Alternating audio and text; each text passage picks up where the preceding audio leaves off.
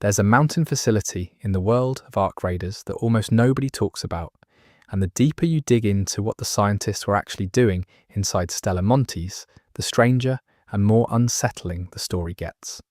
So real quick before we get into it, this video took me a while to put together.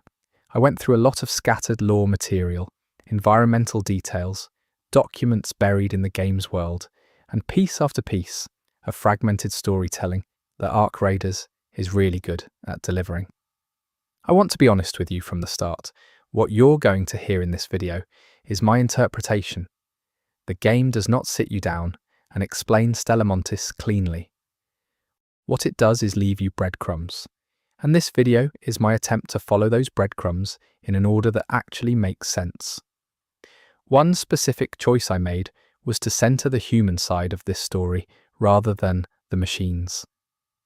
There is already a lot of coverage out there about the Ark threat, what the machines do, how they behave, but Stella Montis is a story about people, about scientists who made decisions that shaped the world you are playing in. And that is the angle I wanted to explore. Some things I left out because they muddied the narrative, some things I reordered because the game's chronology is deliberately scrambled. The goal was coherence, and I think what we end up with is a story worth telling from beginning to end. Before I move forward, I'm counting on you to support my channel by clicking that tiny subscribe button so that we can spread these amazing videos to folks like you around the world. Thank you. Chapter 1. The World Before Stella Montis. To understand what happened inside Stella Montis, you first have to understand the world that built it. Ark Raiders takes place in a future where humanity has been pushed underground, driven into tunnels and bunkers and fortified settlements beneath the earth, all because the surface belongs to the Ark now.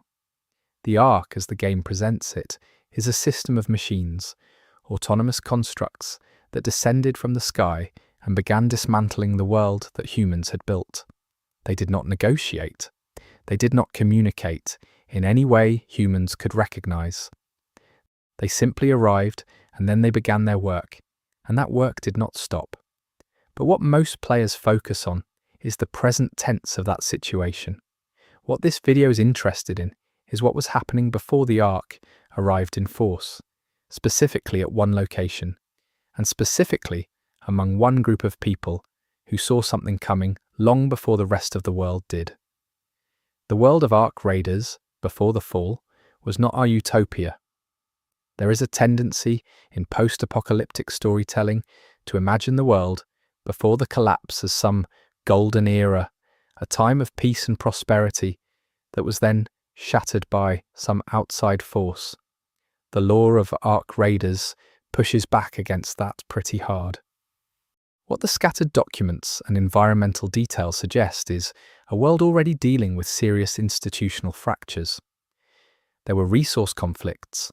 There were competing corporate and governmental interests. There were scientific communities that operated with varying degrees of transparency and oversight, and there were others that operated with essentially none. The world that built Stella Montis was not a unified, healthy civilization making careful, considered decisions. It was a world under pressure, and that pressure shaped everything that happened at the facility. The geography matters here as well.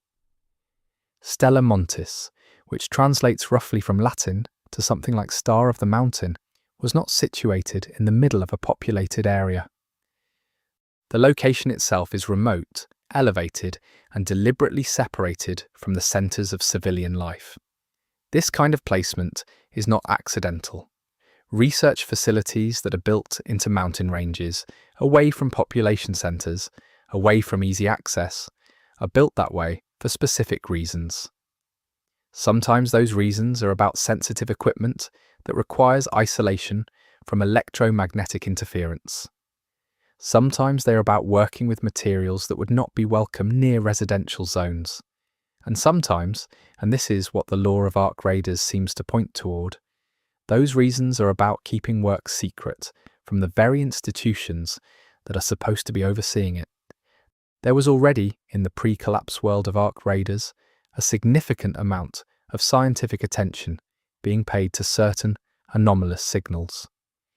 The game does not spell this out in a single document or a single data log, but taken together, the lore fragments point toward a research community that had been tracking something for years.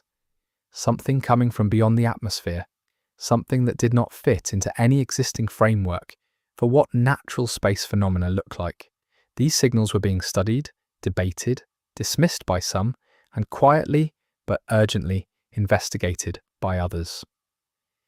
Stella Montis, at least in one possible reading of the evidence, was one of the places where that investigation was happening at a level of seriousness that was not being publicly acknowledged.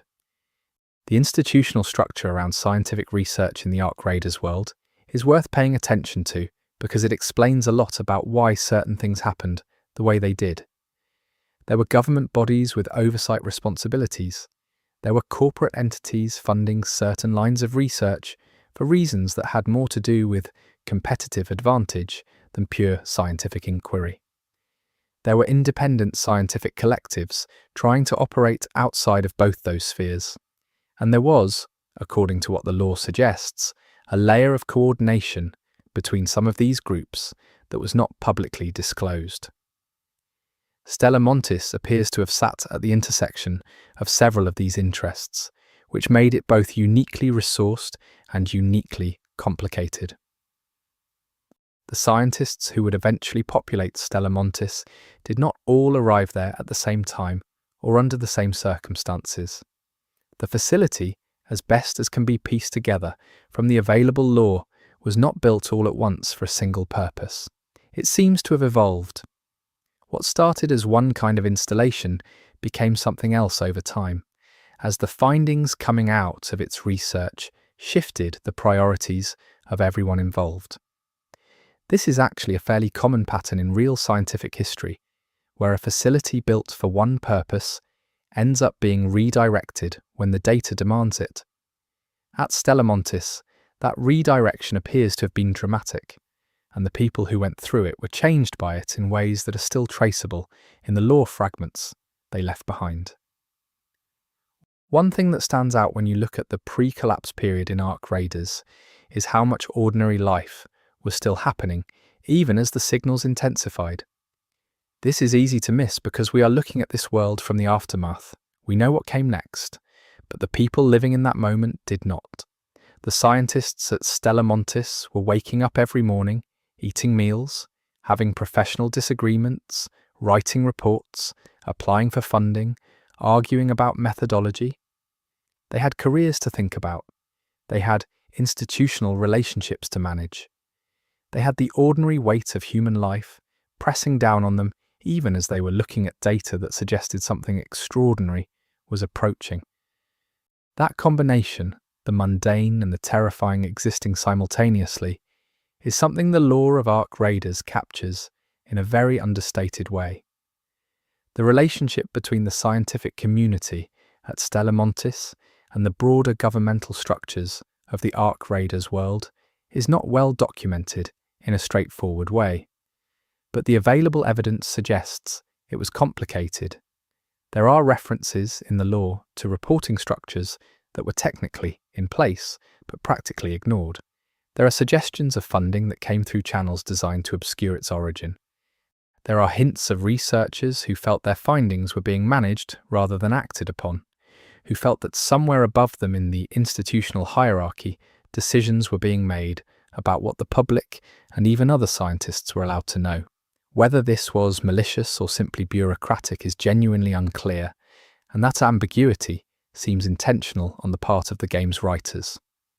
The physical construction of Stella Montis is itself a piece of evidence. Mountain facilities of this kind require enormous investment. You are not drilling into bedrock, reinforcing tunnels, building pressurized environments, installing the kind of power infrastructure that serious research requires, unless you're committed to whatever you are doing there for a very long time. The people who approved and funded the construction of Stella Montis were not thinking about a short-term project. They were thinking about something that would need to operate continuously, that would need to be self-sustaining in significant ways, that would need to be able to function even if the surrounding infrastructure of civilization was disrupted. The question that raises, even before the ark arrived, is what exactly they were anticipating. The personnel files and records that can be reconstructed from Stella Montis lore tell a story of extremely specialized people being brought together from different fields. This was not a facility staffed by generalists. The expertise represented at Stella Montis appears to have spanned astrophysics, materials science, signal analysis, autonomous systems research, and several categories that do not map cleanly onto traditional academic disciplines. That last point is interesting. When you are recruiting people whose work does not fit into existing categories, you are either doing something genuinely new, or you are doing something that existing categories have been deliberately set up to obscure. At Stella Montis, one possible reading is that both things were true at once. The earliest period of Stella Montis, which the lore suggests predates the ark arrival by many years, appears to have been relatively conventional by the standards of high-security research facilities. The work was serious, the environment was controlled, the people were doing what scientists do. They were generating data, analysing it, arguing about what it meant, and writing things up in formats designed for institutional consumption. There were routine supply deliveries, there were personnel rotations, there were external inspections, at least on the record. But something happened to disrupt that rhythm. The lore suggests a specific period where things changed, where the pace of work accelerated, where the personnel situation became less routine, where the external connections to the wider world became noticeably more controlled. What triggered that change is one of the central questions this video is trying to answer, and we will get there. But it is worth pausing here to acknowledge that even at this early stage, the story of Stella Montis is not really a story about machines or about space or about some alien intelligence. It is a story about how human institutions respond when they encounter something that challenges everything they thought they knew. It is a story about the choices people make when they are simultaneously terrified and fascinated. And it is a story about what happens when the systems designed to govern those choices break down or are deliberately set aside. Everything that happened later inside that mountain grew out of seeds planted in this early period, when the world still looked mostly normal from the outside. The Ark Raiders world includes references to a period sometimes characterized in the lore as the interval, which seems to refer to the stretch of time between when the signals became undeniable and when the machines actually began appearing in significant numbers on the surface. This interval was not a brief moment.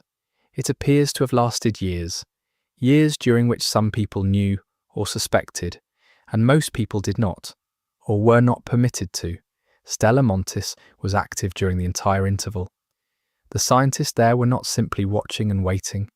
They were working, and the nature of that work changed substantially as the interval progressed, and as what the signals were pointing toward became clearer.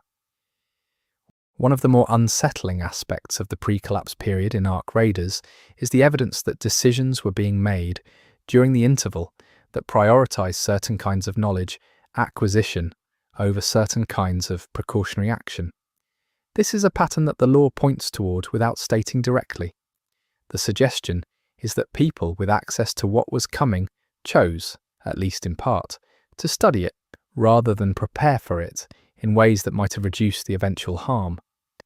Whether that was because they thought they could find a way to stop it, or because they thought the data was too valuable to risk compromising, or because the institutions involved were not capable of the kind of decisive action that the situation required, is not something the lore resolves cleanly.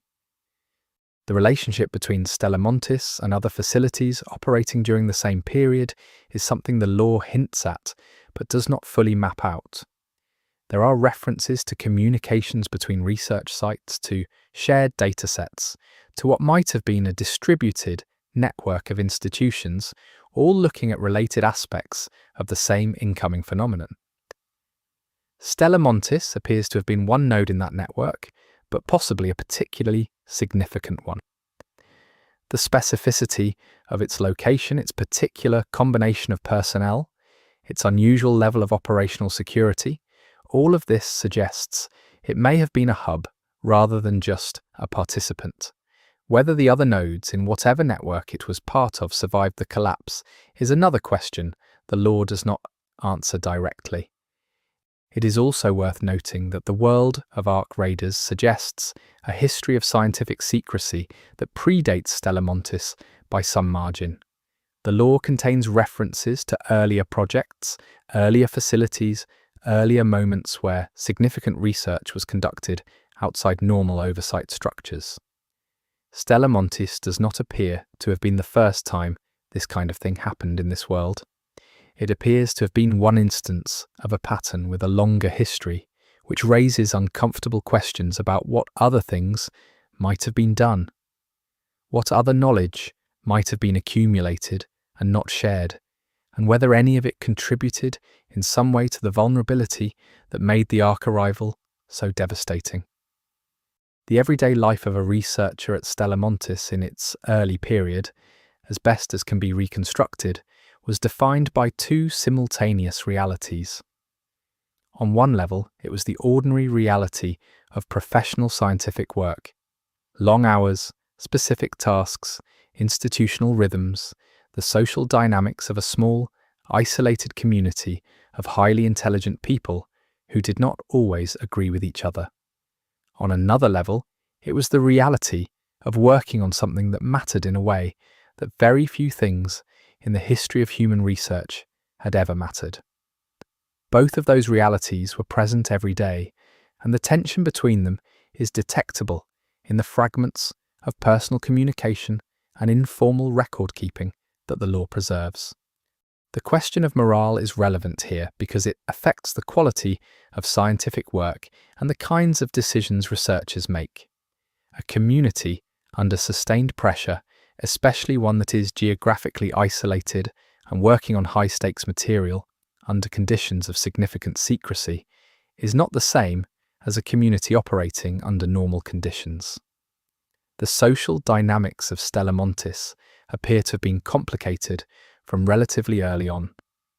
There were factions within the facility, not necessarily organised or formal, but detectable in how different groups of researchers related to the data and to each other. Some appear to have been driven primarily by scientific curiosity.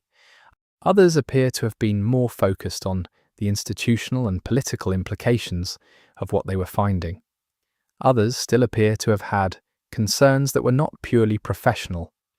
Those concerns, whatever their exact nature, appear in the law as a kind of undercurrent that becomes more prominent as the facility's work intensifies. The people at Stella Montis were not automatons. They had doubts, they had disagreements, they had moments where the weight of what they were working on pressed down on them in ways they could not fully articulate in professional contexts. The law preserves traces of this in documents that were not meant to be official records, in personal notes and informal communications that survived the collapse in fragmented form. What they reveal is a community that was, even in its early period, aware that it was doing something that the normal structures of scientific accountability were not fully equipped to evaluate. The physical environment of Stella Montis also shaped the people who lived and worked there in ways that are easy to underestimate.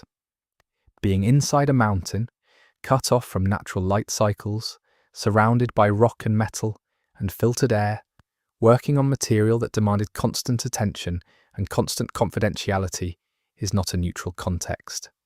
The environment was designed for operational purposes, not for human well-being, and the law suggests that this took a toll over time. The researchers who spent extended periods inside the facility were not the same people who had arrived. The isolation compounded everything: the excitement, the fear, the sense of purpose, and the creeping suspicion that things were not entirely under control.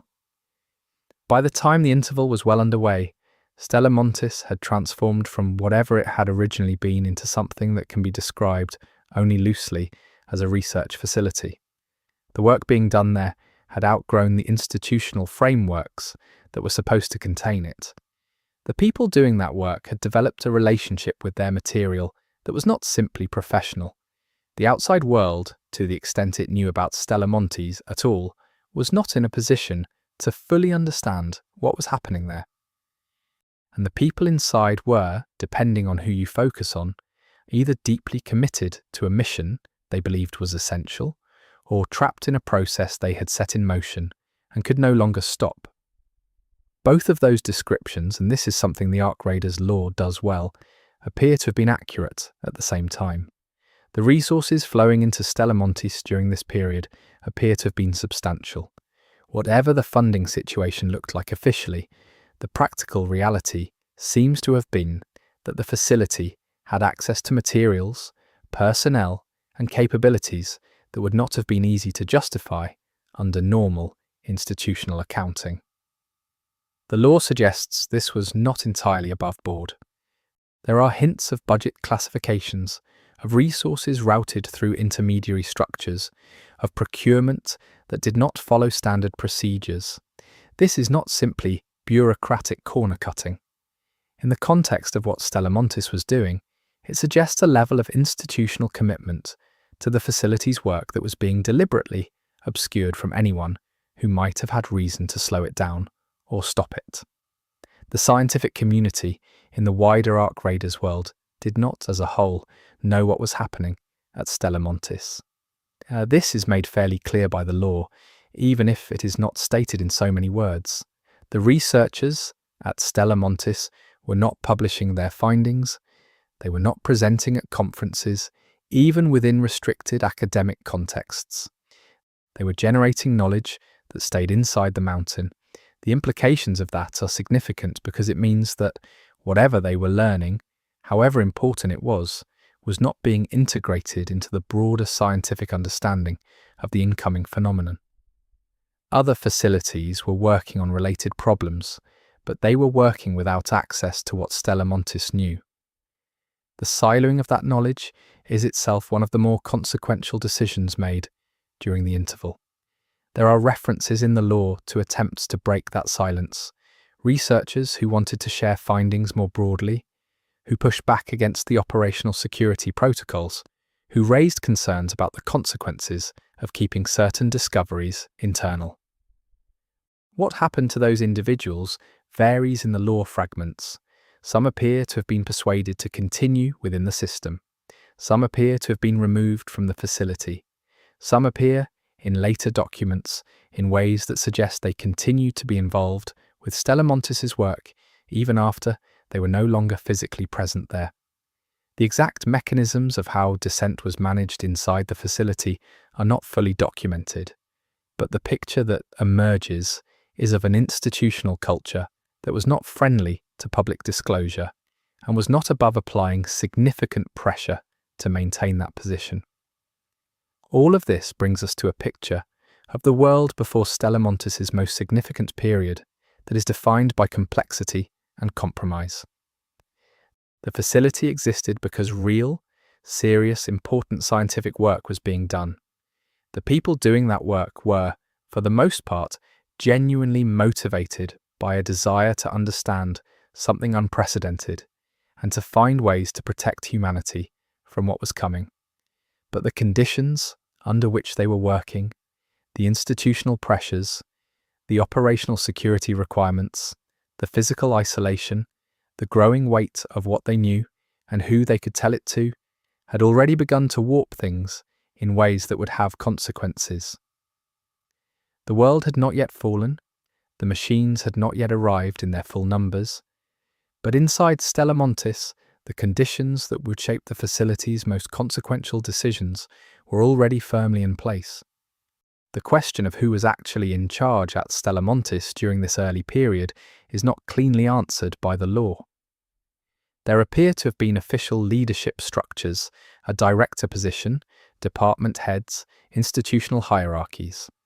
But there are also references in the law to what might be described as shadow governance, individuals or groups whose authority over certain aspects of the facility's work did not derive from their official position. In research environments of this kind, this is not unusual. Expertise creates authority regardless of title. The person who understands the data most deeply is often the one whose judgment is actually deferred to, whatever the organizational chart says. At Stella Montis, this appears to have been the case, and it matters because it means that the decisions that shaped the facility's most consequential period were not always made by the people who are formally accountable for them. The law of Ark Raiders is careful, and I think deliberately so, to not assign the story of Stella Montis to a simple moral framework. It would be easy to tell this story as a tale of arrogant scientists playing with fire they did not understand, or as a tale of noble researchers trying to save the world against impossible odds. The evidence suggests it was both of those things, and neither of them cleanly. The scientists at Stella Montis were doing real science. They were making real discoveries. Some of their decisions were driven by genuine urgency and genuine concern for humanity. Others appear to have been driven by intellectual ambition, by institutional pressure, by the momentum of a project that had developed its own gravity. Separating those motivations, in retrospect, is harder than it might seem. The world that built Stella Montis was one in which secrecy had become, in certain contexts, almost reflexive. Not because the people involved were uniformly malicious or dishonest, but because the institutional cultures that governed high-stakes research in the Ark Raiders world had developed a default assumption that sensitive work required sensitive handling. The problem with that assumption is that it is self-reinforcing. The more you restrict access to certain information, the harder it becomes to build the kind of broad consensus and distributed expertise that might catch the errors that isolated groups inevitably make. Stella Montis, operating within that culture, was subject to exactly this dynamic. And the consequences of the errors that went unchecked because of it are woven throughout the later lore of the facility.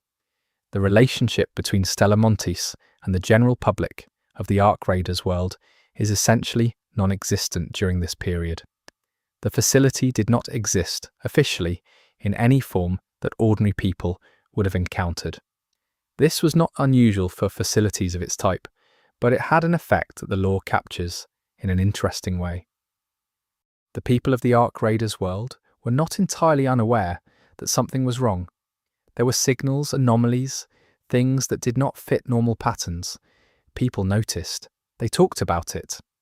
In some communities, the awareness that something was coming had begun to shape behavior and decisions, even without any official acknowledgement. But the knowledge that Stella Montis had, the specific, detailed technical understanding of what was coming and roughly when, was not reaching those communities. The gap between what was known inside the mountain and what people outside were able to act on is one of the more troubling aspects of the pre-collapse period.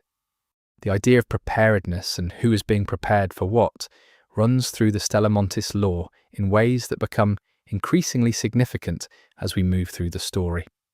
The facility was, in one reading, an instrument of preparation. The work being done there was meant to generate knowledge that would be useful. But useful to whom, and in what time frame, and under whose direction, are questions the lore is much less comfortable answering. There are suggestions that certain actors with access to Stella Montis's findings were better positioned for what happened than others. Whether that positioning was intentional and whether it was ethical are questions that the Ark Raiders world leaves deliberately open, because they are the kinds of questions that do not have clean answers, and that the game's writers seem to understand should not be resolved too easily. By the end of this early period, Stella Montis had become what it would remain for the most consequential phase of its existence, a place where the most important scientific work being done in the world was happening, under conditions that made it almost impossible to evaluate that work from outside, driven by people who were simultaneously among the most capable and most pressured researchers in the Ark Raiders world. The stage was set, the interval was deepening, and inside the mountain the scientists were about to confront data that would make everything they had done so far feel preliminary.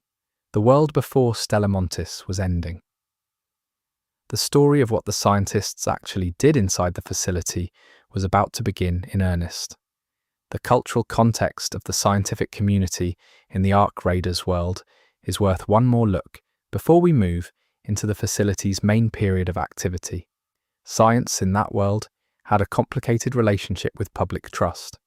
There had been episodes in the pre-collapse era where the gap between what scientific institutions knew and what they communicated to the public had become visible in damaging ways.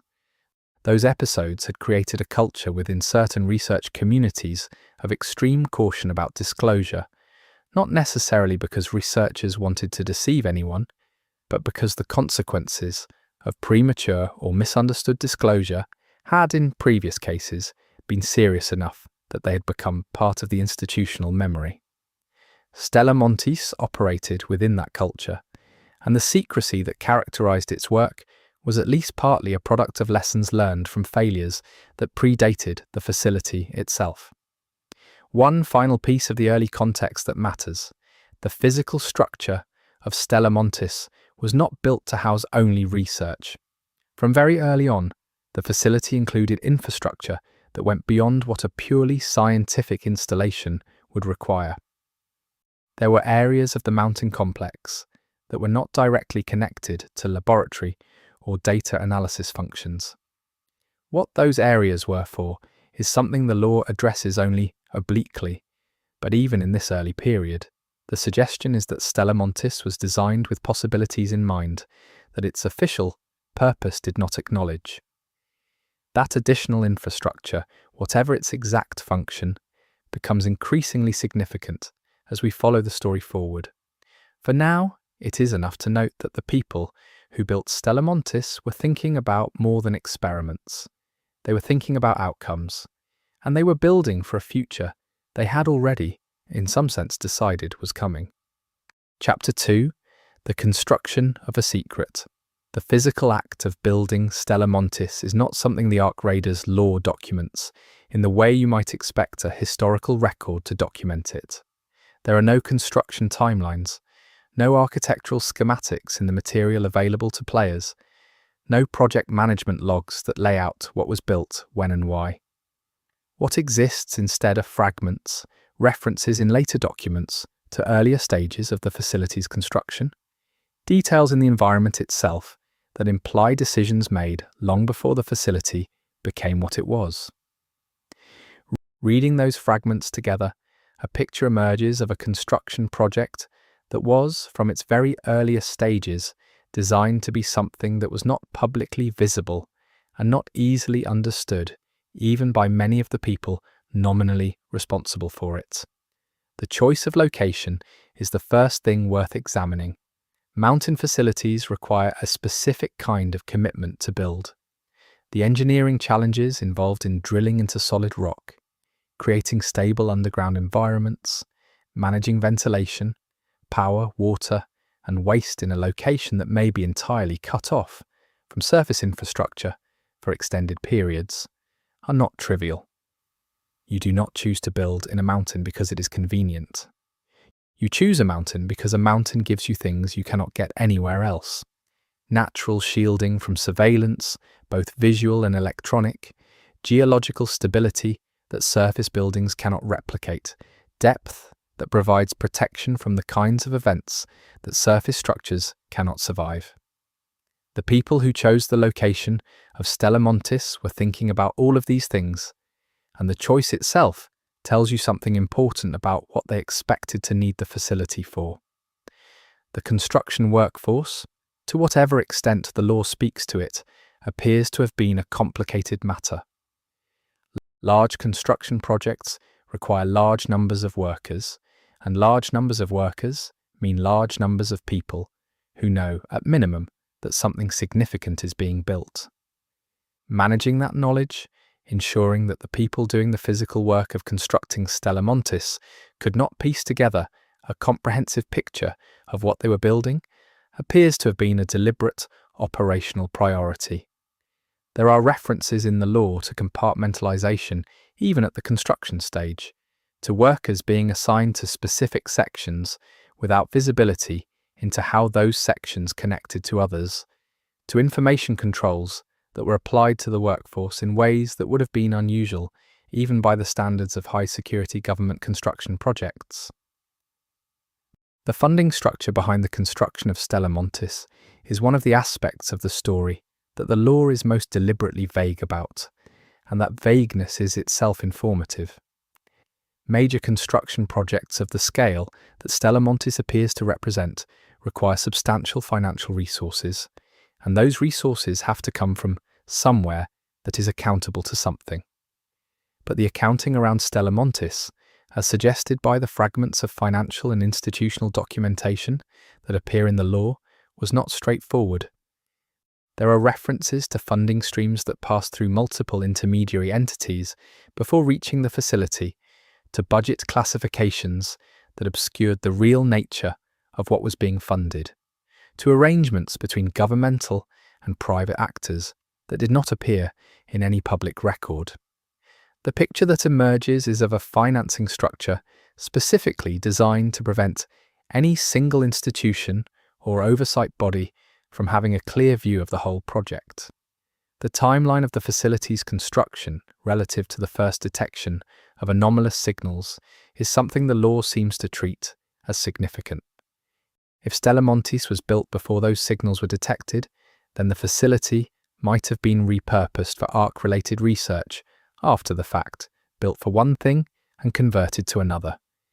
If it was built after or in direct response to the earliest signal detections, then the implication is quite different, that someone knew or strongly suspected what was coming early enough to build an entire specialized facility in preparation for studying it.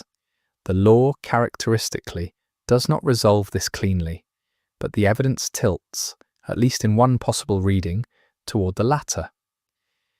The facility seems to have been purpose-built for work that was arc-adjacent from the very beginning, which raises uncomfortable questions about how early certain actors had access to information that suggested the arc was coming. The design of Stella Montis's internal spaces reflects choices that were not driven purely by scientific or operational requirements. The layout of the facility, as can be reconstructed from environmental details and fragmentary references in the law, included a level of redundancy and self-sufficiency that goes beyond what you would build for normal research operations.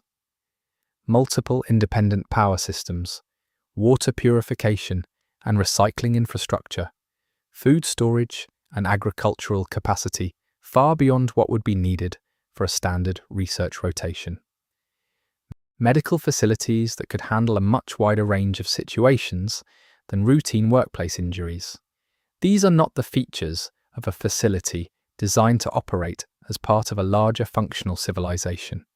They are the features of a facility designed to operate in the absence of that civilization. The people who designed Stella Montis were building for a world in which everything outside the mountain had stopped working.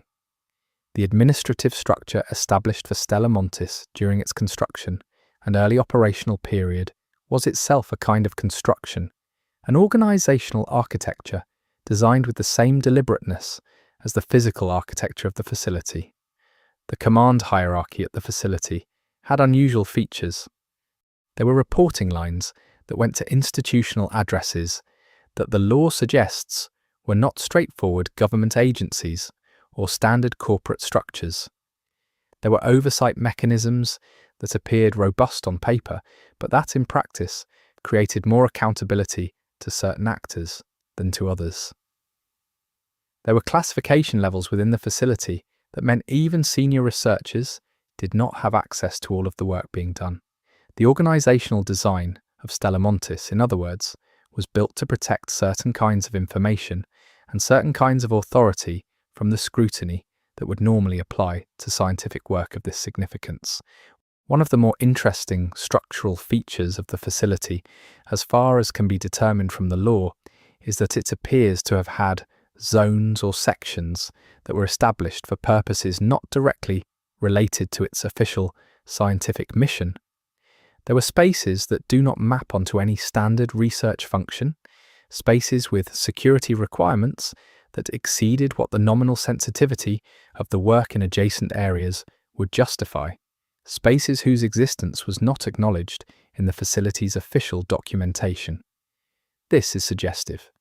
In real-world analogues, facilities with unexplained internal spaces are often housing work or materials that are being kept separate from the official mission for reasons that are not always benign. At Stella Montis, the nature of those spaces and what was eventually done in them is a thread that runs through the later parts of this story. The early personnel who were brought to Stella Montis to populate the facility were not recruited through conventional channels. The law suggests a recruitment process that was highly targeted, highly confidential, and that drew heavily on people with specific backgrounds and specific security profiles. This was not a process that advertised positions or accepted open applications. People were approached individually, often through intermediaries, often with offers that included conditions of confidentiality that would have been unusual in most professional contexts. The fact that most of the people who were approached appear to have accepted those conditions tells you something about the moment. The world was already showing signs of strain. The signals were already there, even if their meaning was not yet publicly acknowledged. And for certain kinds of scientists, an offer to work on something genuinely important, even under unusual conditions, was an offer they were prepared to take. The secrecy built into Stella Montis from its construction onward was not simply about preventing external access to sensitive information. It was also about preventing internal actors from having complete pictures. This distinction matters. A facility with ordinary security protocols is trying to keep its work away from unauthorized outside parties. A facility with the kind of information architecture that Stella Montis appears to have had was also managing information flows internally, ensuring that no individual, researcher or team had visibility into the full scope of what was being done. This kind of internal compartmentalization serves certain institutional purposes, but it also has a significant downside. It makes it very difficult to catch systemic problems, ethical issues, or dangerous developments, because no one person has the context to recognize them as such. The construction of Stella Montis, both the physical structure and the institutional structure around it, took years. During those years, the signals that had motivated the facility's creation were continuing to develop. The data being generated by early detection efforts was increasingly pointing in a consistent direction. The interval between first detection and whatever was coming was narrowing, even if that narrowing was not yet obvious to most of the people involved. The people overseeing the construction of Stella Montis were working against a timeline that was not fully known, but that was already pressing. This urgency shaped decisions made during the construction phase in ways that may have had lasting consequences. Corners cut in certain areas, precautions not taken that might otherwise have been, systems integrated in ways that prioritized speed over robustness. The physical environment surrounding Stella Montis during its construction was not uninhabited.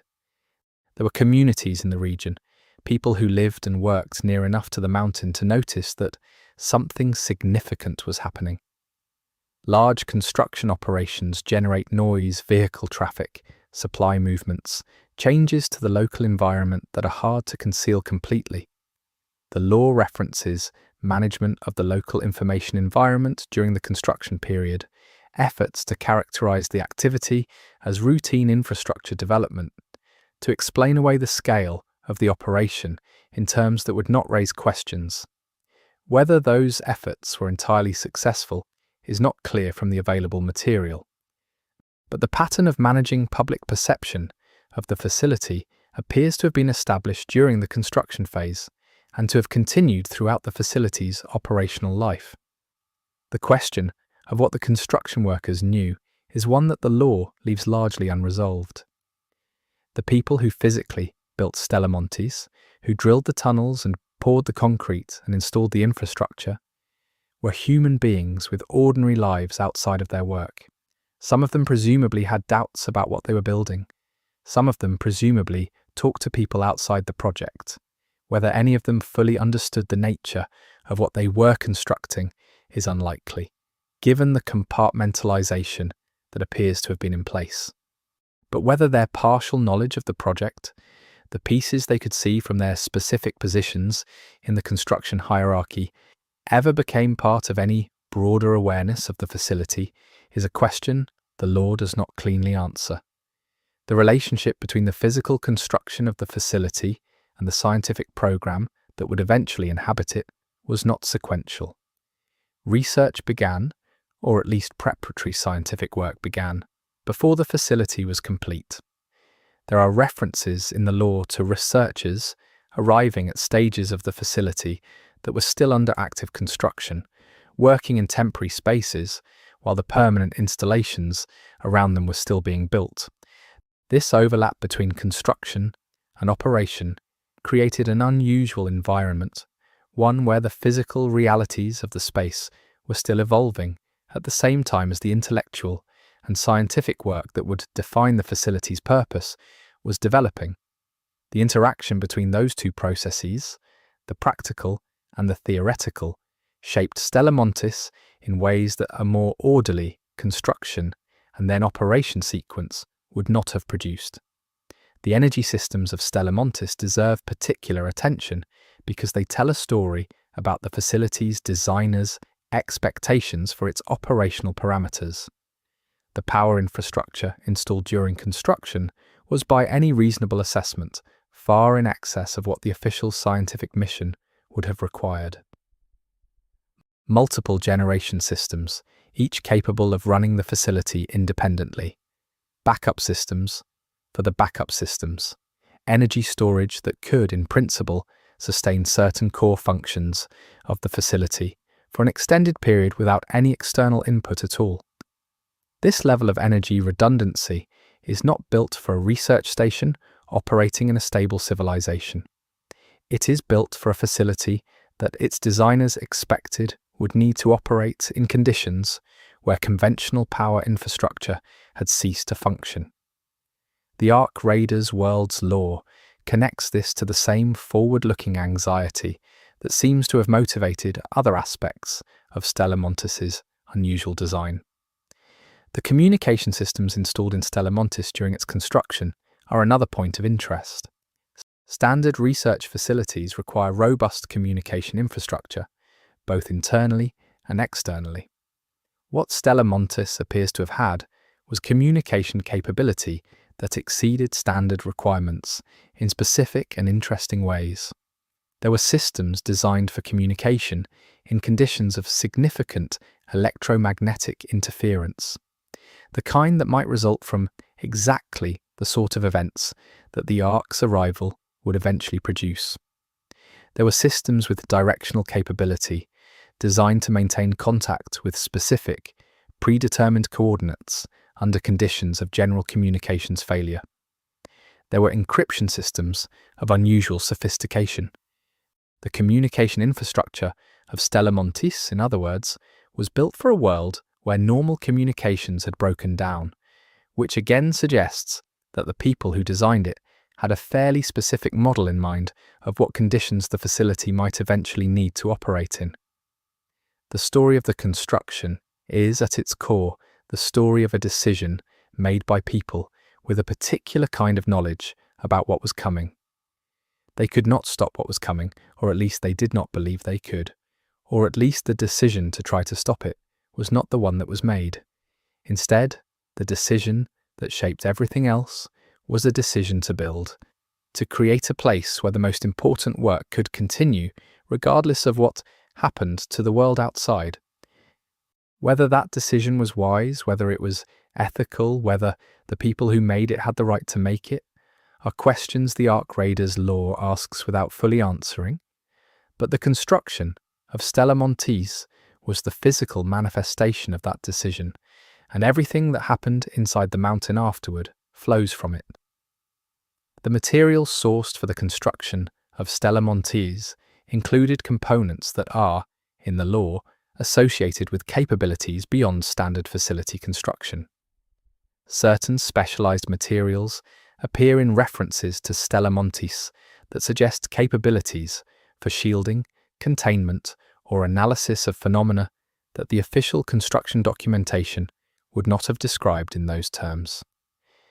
This is the kind of detail that the Ark Raiders lore embeds in the environment and in fragment documents rather than stating explicitly, but taken together, these material references suggest that the facility was being built to handle things that standard research infrastructure was not designed for. Things that required containment, things that required shielding, things that required an environment specifically engineered to interact with or study phenomena of a particular kind. The workforce dynamics during the construction phase appear to have involved significant personnel management challenges. Keeping a large number of people working on a project of this scale, under conditions of significant information restriction, for an extended period requires organizational strategies that go beyond ordinary project management. The law suggests that the management of the construction workforce involved not just compartmentalization of information, but active management of the workforce's social environment, careful monitoring of communication both within and outside the project, and mechanisms for identifying and addressing individuals who showed signs of becoming problematic from a security perspective. This level of workforce management during construction is not something you see in ordinary infrastructure projects. It reflects the seriousness with which the people running the Stella Montis project treated the possibility of unauthorized disclosure. By the time the physical construction of Stella Montis was substantially complete, a specific kind of secret had been built into the mountain. Not just the secret of what the facility was for, not just the secret of what it had found, but a structural secret, an architectural commitment to concealment that was baked into the physical and organizational design of the place. The tunnels that did not appear on official plans, the systems that were not documented in accessible records, the spaces whose purpose was obscured even from most of the people who worked in adjacent areas. Stella Montis was not just doing secret things. It was a secret in its architecture, a place that had been constructed to be not fully knowable even to the people inside it. That quality, that deliberate partial inscrutability, would shape everything that happened there. The early scientific work at Stella Montis, which began even before the construction was complete, was not abstract. It was driven by data that was coming in continuously from detection infrastructure that had been installed as a priority during the early construction phase. The researchers who arrived at the facility were not starting from zero. They were inheriting an already developing picture of something that required urgent, serious attention. The pace of the work from the very beginning was not the pace of basic research. It was the pace of people who understood, at least conceptually, that they were working against a clock. Whether they understood the full implications of what that clock was counting down to is something the law leaves ambiguous, but the urgency was real, and it shaped the culture of the facility from its earliest days. The question of who ultimately had authority over Stella Montis, not formally but practically, is raised by the law without being fully resolved. The facility appears to have had multiple layers of legitimate authority over it, institutional, governmental, and private, and those layers did not always have aligned interests. The practical effect of this layered authority structure was that certain decisions could be made, and certain things could be done, without any single authority being clearly responsible for them. This is a structural feature that has a name in organizational theory: diffuse accountability. It is a structure that tends to produce outcomes that none of the individual actors involved would have chosen or approved if they had full visibility into the whole picture, but that emerge from the interaction of their separate interests and separate decision-making. At Stella Montis, the diffuse accountability structure appears to have been not an accident, but a feature, a way of enabling things to happen that a cleaner authority structure would have prevented. The outside world's awareness of Stella Montis during its construction and early operation was carefully managed, but it was not zero.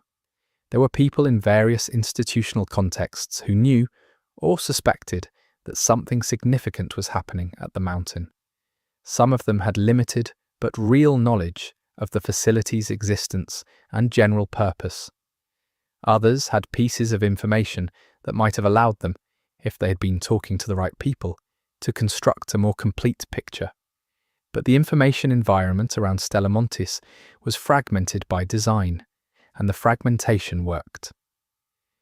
The people who might have raised serious questions about the facility, who might have insisted on accountability or transparency, were for the most part operating without access to the complete picture that would have given their concerns real force.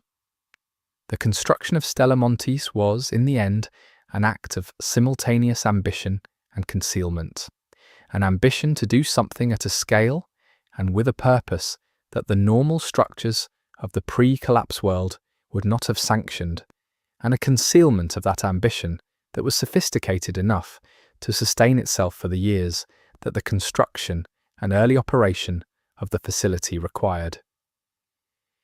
The secret at the centre of it all, the question of what the facility was really for and what it was really doing, did not begin with the most dramatic events in the facility's history. It began in the foundations, in the deliberate choices made by the people who designed and built the place, about what would be visible, what would be hidden, and what would exist in a category between those two that is harder to name.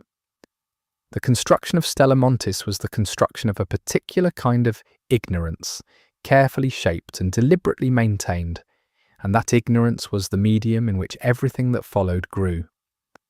By the time the facility was operational, in the fullest sense, the researchers who would define its most important period were beginning to arrive. They were arriving into a space that had been built with enormous care and enormous secrecy, for purposes that were clearer to some of them than to others. They were arriving in a world where the signals that had motivated the facility's construction were becoming louder, where the interval was narrowing, where the question of what to do with the knowledge that Stella Montis was generating was becoming more urgent. They were, in other words, arriving at exactly the right moment for the story to become something that none of them had fully anticipated when they signed whatever agreements had brought them there. The construction of the secret was complete. The secret itself was about to start generating consequences that no physical construction could contain. The workers who completed the final stages of construction at Stella Montis and then departed, the people who drilled the last tunnels and installed the last systems, and then returned to whatever lives they had outside the mountain, carried with them fragments of what they had built. Not the full picture, not anything that would have made sense to them without the context they had been carefully kept from, but fragments. The law suggests that some of those people encountered strange things in the years after their work at the facility, experiences that may have connected, in ways they could not fully articulate, to the nature of the work being done at the mountain they had helped to build. Whether those experiences were a product of direct exposure to aspects of the facility's work, or of something more indirect, is one of the questions the law raises without resolving. But it is suggestive of the fact that the secret of Stella Montis, for all the care that had been taken to contain it, was not perfectly contained. Things had escaped in various senses from the beginning.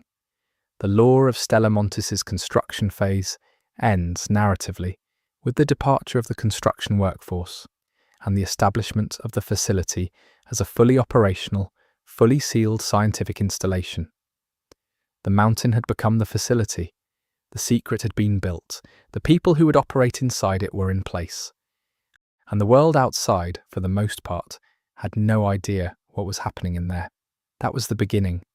That was the successful completion of a project whose ambition was to construct a place where the most consequential scientific work in the world could happen, invisible to the people it was meant in some sense to serve.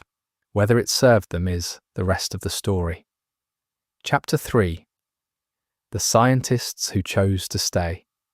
The people who occupied Stella Montis during its most significant period of operation were not a random cross-section of the scientific community. They were selected individuals with specific expertise, specific security clearances, and in many cases, specific personal profiles that made them appropriate for the kind of work the facility demanded. But what the lore of Ark Raiders captures about these people, imperfectly but authentically, is not their credentials. It is their humanity. The scientists at Stella Montis were people who had made a choice, or who had choices made for them that they accepted, to be in a place that separated them from ordinary life, doing work that separated them from ordinary science, for purposes that were not always made fully clear to them. Understanding those people and why they stayed is essential to understanding what happened. The initial wave of researchers who arrived at Stella Montis during the facility's early operational period came, by all indications, with genuine enthusiasm. These were scientists who had been selected precisely because they were good at what they did, because they had the intellectual horsepower to engage with material of real complexity and genuine novelty. The opportunity to work on something unprecedented, something that mattered at a civilizational level, was exactly the kind of opportunity that drives people with deep scientific vocations. The early atmosphere at the facility, despite the secrecy and the unusual conditions, was reportedly energized. There was the particular kind of excitement that comes from being in a place where important things are happening and knowing that you are among the few people in the world capable of engaging with them. The process of settling into Stella Montis was not easy for most of the researchers who went through it. The physical environment was demanding. The operational security protocols were extensive and sometimes felt arbitrary. The social environment of a small, isolated, high-pressure community required constant navigation. The researchers at Stella Montis were not accustomed to living and working in such close quarters with the same group of people, with such limited ability to step away, to decompress outside the facility's walls, to maintain the kind of ordinary social connections that most people take for granted. The lore preserves traces of how individuals handled this adjustment, some adapting quickly, others struggling in ways that were more or less visible to their colleagues, depending on how well those colleagues knew them.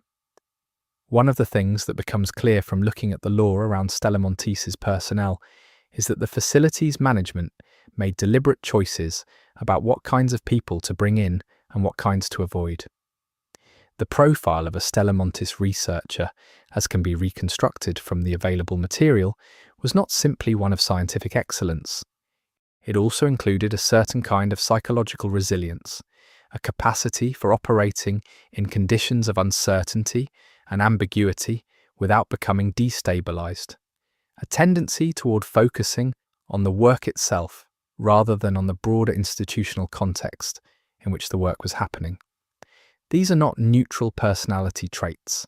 They are traits that happen to make people particularly useful in environments where you do not want them asking too many questions about what they're contributing to. The question of what each individual researcher at Stella Montis actually knew about the full scope of what the facility was doing is one of the most interesting aspects of the lore. The compartmentalization that characterized the facility's information architecture meant that most researchers had a clear view of their own work and a more limited view of everything else. A researcher working on signal analysis might have had access to extensive data about the nature and pattern of the incoming signals, but limited insight into what was being done in the facility's other sections with the implications of that data. A researcher working on materials properties might have known a great deal about the physical characteristics of certain substances being studied, but relatively little about where those substances had come from or what they were ultimately being used for. This fragmentation of knowledge was operational policy, but its effect on the researchers themselves was significant. The social hierarchy at Stella Montis was both formal and informal, and the two did not always align. Officially, the facility had a leadership structure with clear lines of authority. In practice, the people with the most influence over day-to-day decisions were often those with the deepest expertise in the areas that were currently most critical, regardless of their formal position. This created a social environment where status was genuinely earned by competence, which was in many ways admirable, but where that competence-based status could also become a form of unaccountable power. The person whose judgment was deferred to in a particular domain, because they understood it better than anyone else, was also the person least likely to have their decisions in that domain subjected to serious challenge. The interpersonal dynamics at Stella Montis were complicated by the fact that the people there could not fully leave and could not fully talk about what was happening, even to each other. This created a specific kind of social pressure that is recognizable from other highly isolated, highly confidential working environments, but which at Stella Montis was compounded by the nature of the work itself. The things the researchers were learning, the implications of what the data was showing them, the knowledge they were accumulating about what was coming, were not emotionally neutral. They were encountering information that, in any ordinary context, would have produced crisis responses. Within Stella Montis, the institutional culture expected that information to be processed in a professional register, and the social environment did not always provide the space for the human responses that it warranted. There were researchers at Stella Montis who found ways to sustain themselves emotionally and psychologically within the constraints of the facility's environment. The law preserves evidence of this in various forms: informal gatherings, creative projects, the cultivation of small private rituals, the development of close working relationships that provided human connection within the limits of professional context. These were not trivial. They were the ways that the people at Stella Montis maintained enough coherence as human beings to continue doing work that required full cognitive and emotional engagement. The facility's management appears to have permitted, and in some cases, facilitated these informal social structures, understanding that a workforce that had completely lost its human bearings would not be productive. The researchers who had been at Stella Montis the longest, who had seen the facility evolve from its early period through the various phases of its development, occupied a particular position in the community. They were the ones who had the most complete picture of what the facility had been, what it had become, and what it was moving toward. They were also the ones who had the longest relationship with the operational security protocols, which meant that the lines those protocols had drawn had, over time, become more internal, more naturalized. The law suggests that some of the veteran researchers at Stella Montis had reached a point where certain questions no longer felt like questions that needed to be asked, not because they had been forbidden, but because the intellectual habits of the facility had replaced the impulse to ask them. The newer arrivals to Stella Montis, who came in as the facility's work intensified and the interval narrowed, brought with them a different perspective. They came from outside, from a world that had its own evolving awareness of the signals and their implications, and they arrived with fresh eyes that sometimes saw things the veterans had stopped seeing. The law preserves evidence of friction between the long-term residents of the facility and newer arrivals, not always hostile, but real. Newer researchers asking questions that veterans had decided were resolved. Newer researchers raising concerns that veterans had either worked through or set aside. The interaction between these two groups is one of the more humanly interesting aspects of the Stella Montis story, because it represents the encounter between the institutional knowledge of the facility and the unmediated perspective of people who had not been fully absorbed into its culture. There were individuals at Stella Montis whose role was not primarily scientific, who were present in support or management or security functions. The law gives these individuals less direct attention than the researchers, but they are not absent. The support staff, the security personnel, the administrative workers who kept the facility functioning at a logistical level were also human beings navigating the unusual conditions of Stella Montis. Their access to information about the work being done was more limited, their understanding of its implications more fragmentary. But they were present for the daily reality of the facility in a way that sometimes gave them a different kind of visibility into what was happening than the researchers themselves had. They saw the researchers under stress. They observed the patterns of behaviour that the researchers themselves might not have been able to see from inside. One category of Stella Montis personnel that the law treats with particular attention, if indirectly, is what might be called the true believers. These were researchers, and in some cases others, who had developed a level of commitment to the facility's mission that went beyond professional dedication into something more totalizing. For these individuals, the work at Stella Montis had become not just important, but definitional. Their sense of identity, their sense of purpose, their framework for making sense of everything happening in the world was organized around the work. This is not an unusual psychological pattern in highly compelling research environments, but at Stella Montis, where the stakes were genuinely civilizational and the isolation was extreme, it took on particular intensity.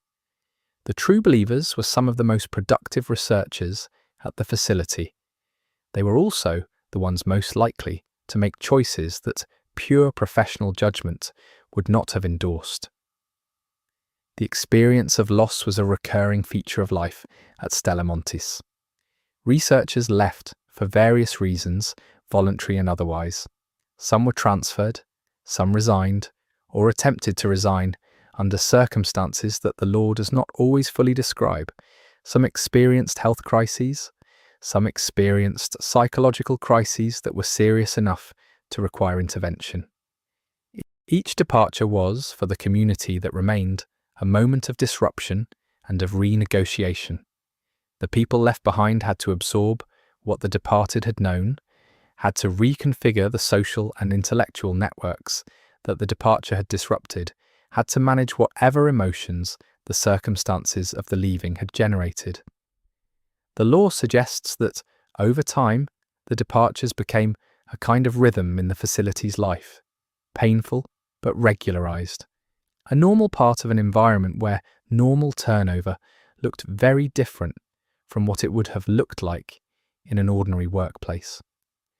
The identity of the scientists at Stella Montis was shaped not just by what they were doing, but by their awareness of their own significance.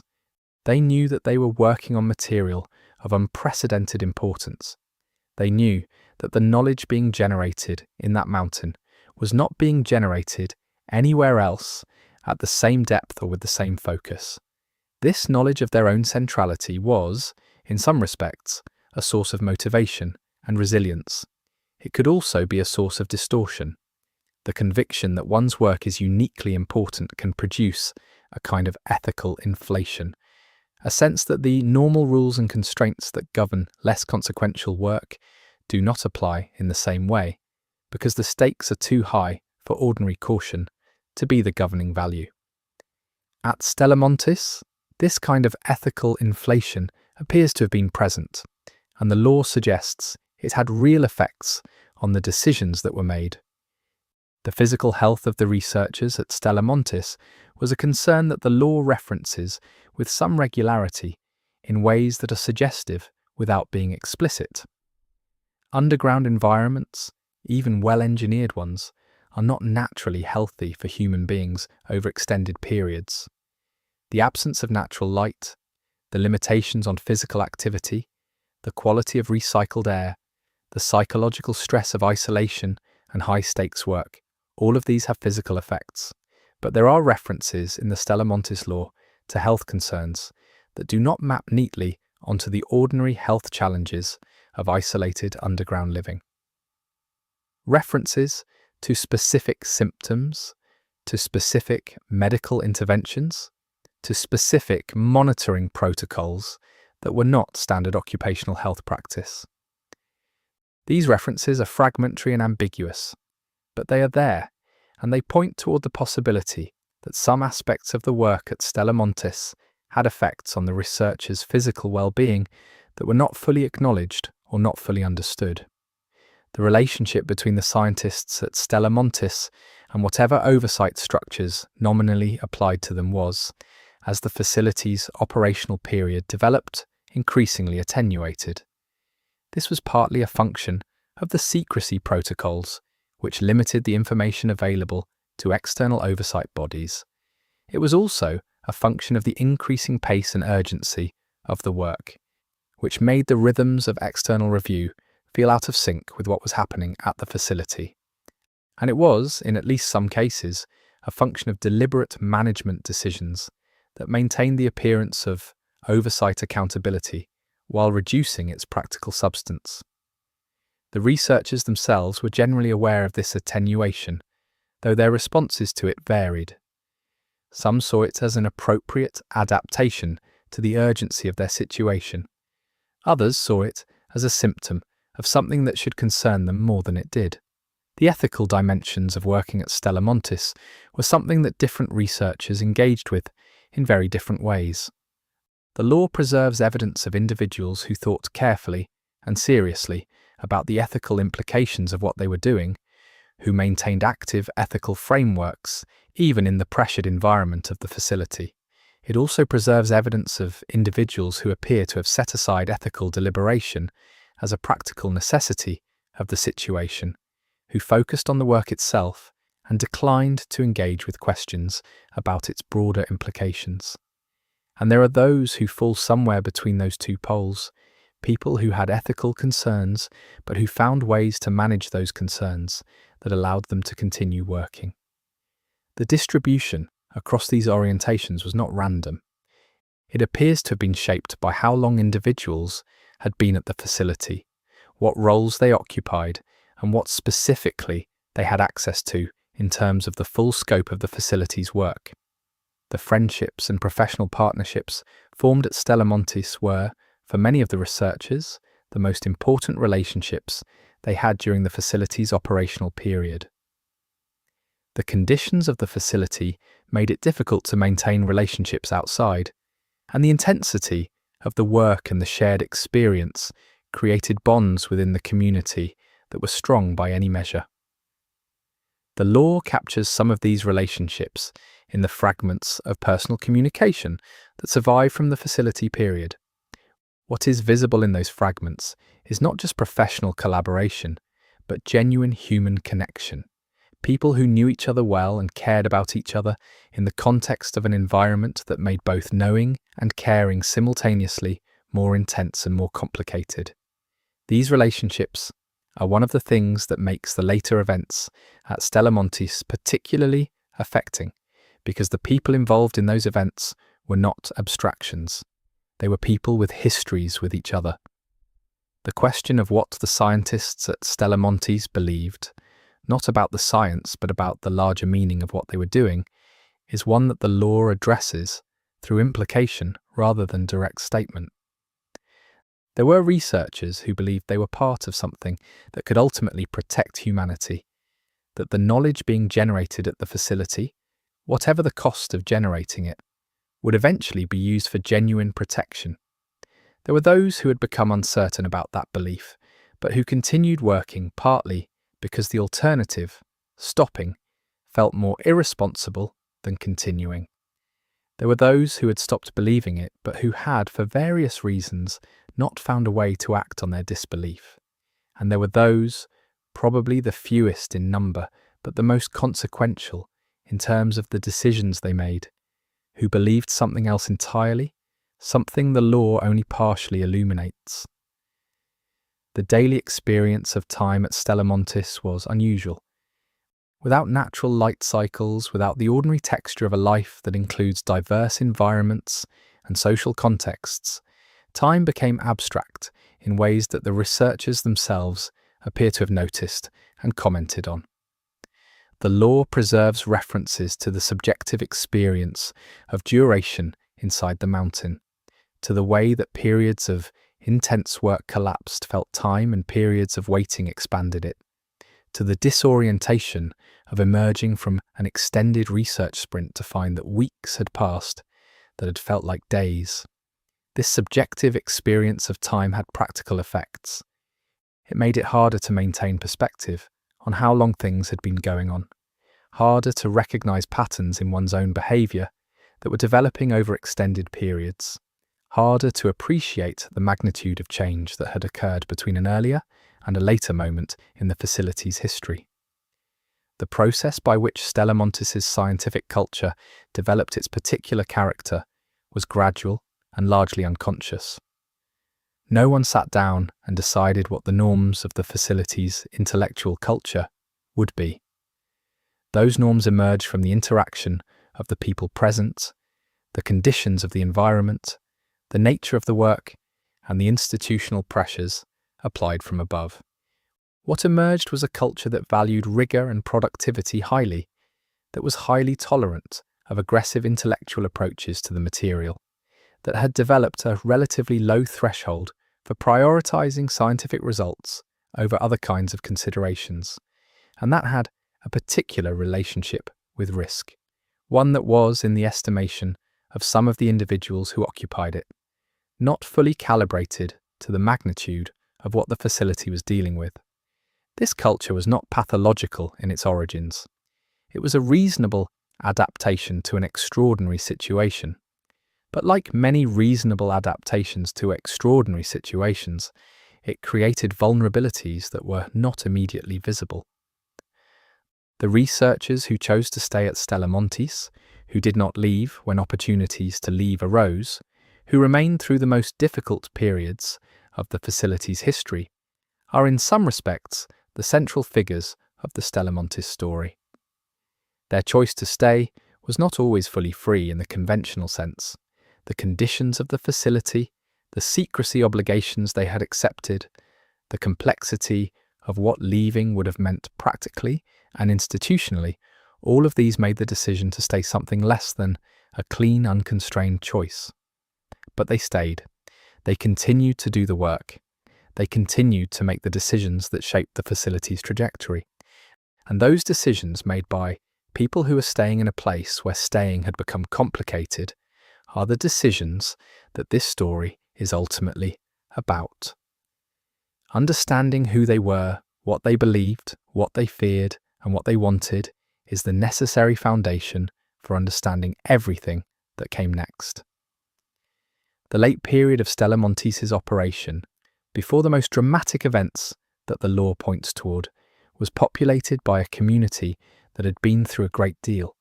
They had been through the excitement and the difficulty of the facility's early period. They had been through the intensification that came as the interval narrowed. They had been through departures and adjustments, through ethical crises and their resolutions, through the slow accumulation of knowledge that had transformed their understanding of the world and of themselves. They were not the people who had arrived at the facility. They were people shaped by years of Stella Montis, by what it had asked of them and what it had done to them. And they were people who were, in the facility's final period, facing decisions and circumstances that would test everything that experience had produced in them. Chapter 4. What they were really studying. The official purpose of Stella Montis, to whatever extent an official purpose was ever stated, was atmospheric and extraterrestrial signal research. That description, vague as it is, was not entirely false. There was genuine signal research happening at the facility. The problem is that signal research was not what the most important work at Stella Montis was actually about, and the gap between the stated purpose and the real purpose is one of the most consequential aspects of the facility's story. Understanding what they were really studying requires working backward from the evidence in the law, from the kinds of materials that appear in references to the facility, from the expertise of the personnel brought in, from the specialized infrastructure that was installed, and from the outcomes that the facility's work ultimately produced. The earliest and most foundational strand of real work at Stella Montis was the analysis of the signals themselves. not just as astrophysical phenomena, but as what the law suggests they actually were: structured transmissions. The distinction matters enormously. A natural astrophysical signal, even a complex one, has statistical properties that differ from a structured transmission. The analysis of signal structure is a different discipline from the analysis of signal physics, and the presence of both disciplines among the early Stella Montis personnel suggests that the facility's leadership had already moved past the question of whether the signals were natural and was operating on the assumption that they were not. What the analysis of that structure revealed in the earliest period of serious work at the facility is something the law is characteristically cautious about stating directly, but the implications of subsequent events point toward findings that were, at minimum, deeply significant. The second major strand of real work at Stella Montis was materials analysis. This is where things get complicated in ways that the law handles with particular care. The materials being analysed at Stella Montis were not ordinary materials. References in the law to the sourcing of the materials that arrived at the facility suggest they had origins that were not mundane. There are references to materials recovered from sites associated with earlier, more limited arc-related events that had occurred before the full-scale arrival, but that had not been publicly characterised as arc-related. The nature of those materials, what they were made of, how they behaved, what the analysis of their structure and properties revealed, appears to have been central to the most significant work done at Stella Montis. One possible reading of the materials analysis program at Stella Montis is that it was fundamentally reverse engineering.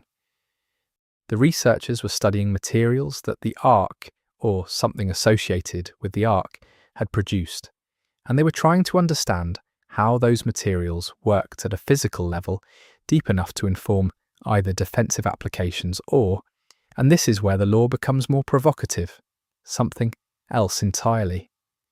The nature of that something else is one of the central questions of the Stella Montis story, and we will approach it carefully because the law gives enough to speculate seriously, but not enough to be definitive.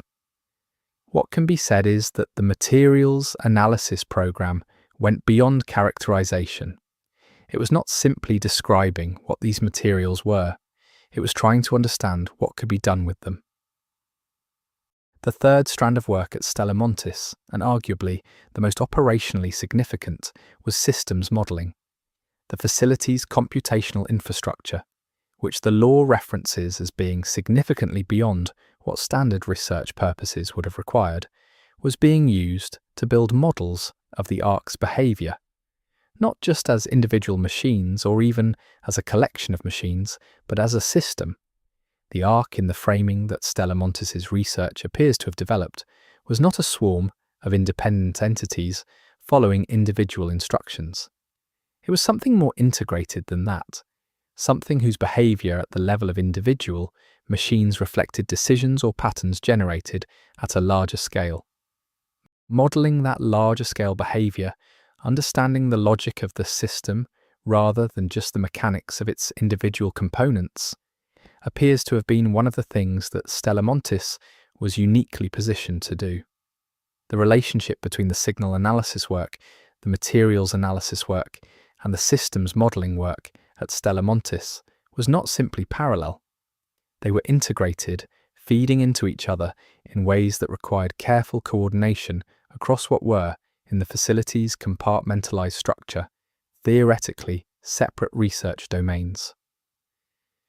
The law suggests that this integration was not always smooth, that the barriers between domains created friction that sometimes slowed the synthesis of findings that could have been more quickly productive if the researchers involved had been able to communicate more freely. This friction appears to have been a source of genuine frustration for some of the scientists at Stella Montis who could see, from their position in one domain, that what they were finding needed to be connected to what was happening in an adjacent domain, but who did not have the access to make that connection directly. There is a specific category of phenomena that the law associates with the work at Stella Montis that is worth examining separately, because it appears in multiple fragments and seems to have been particularly significant to the researchers there. This is what might be called behavioral anomalies in arc-adjacent systems. The arc machines, or things associated with arc activity, sometimes did things that did not fit the models, things that the systems modeling work at Stella Montis had predicted would not happen, or things that had not been anticipated at all. These anomalies were not noise. They were consistent enough and structured enough that the researchers at Stella Montis do not appear to have treated them as errors or exceptions. They appear to have treated them as data points, pointing towards something in their model that was not yet right, toward a dimension of the system they were studying that they had not yet accounted for. The question of what the arc was trying to do, not just what it was doing, but the goal or function behind its behavior, was a question that Stella Montis' research was, in one possible reading, trying to answer. This is a significant framing. Most responses to the arc in the law of arc raiders focus on what the machines are doing and how to deal with what they're doing. Stella Montis appears to have been asking a deeper question. Why?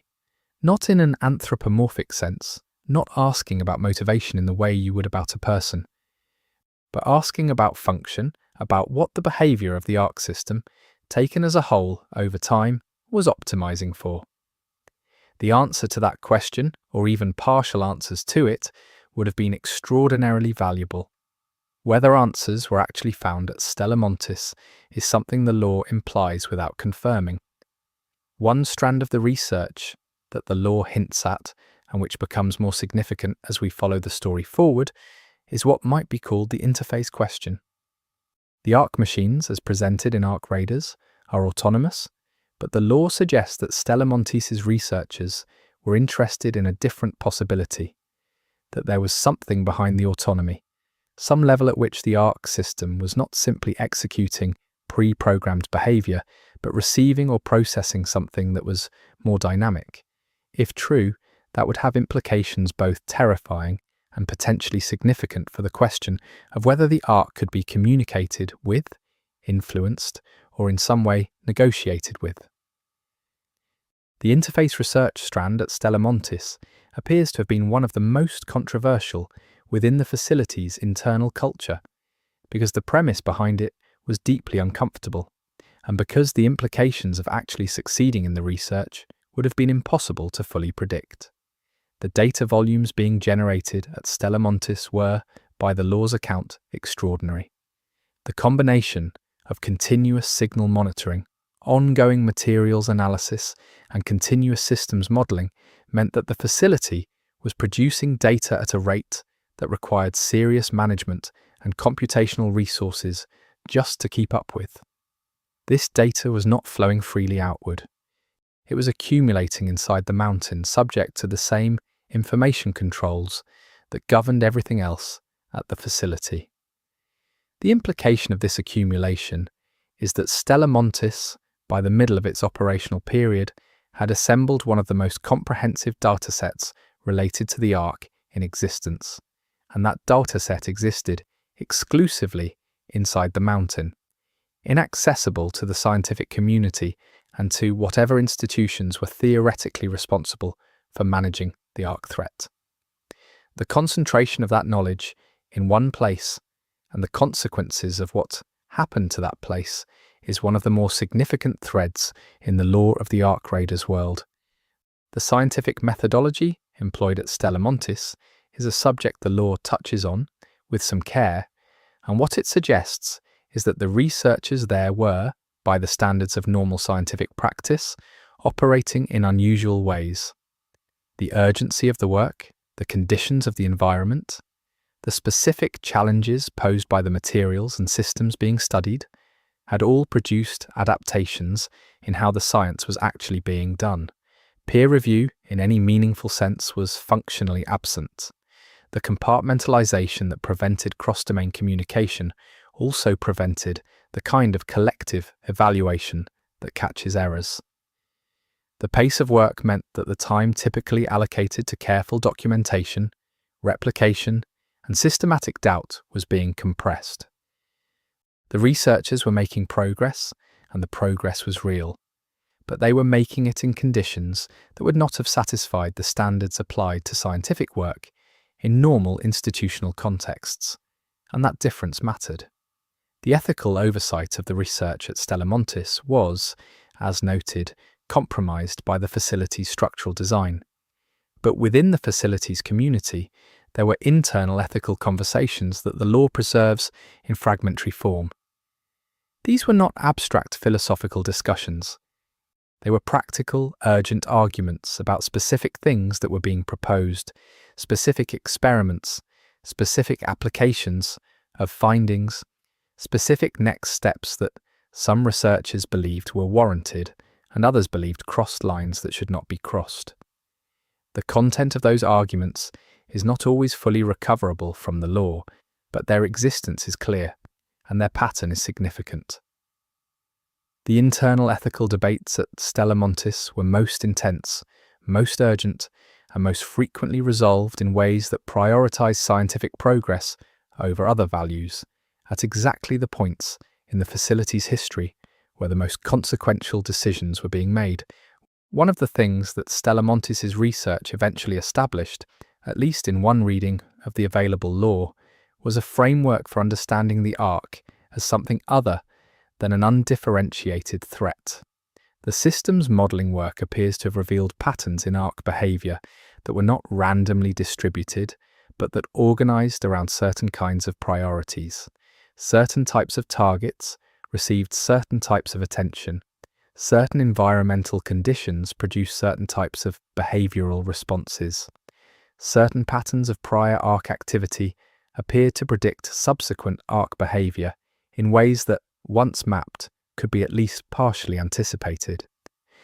This was a form of knowledge that had direct practical value for defensive planning and for the kind of strategic thinking about the Ark that the pre-collapse world was attempting, inadequately, to do.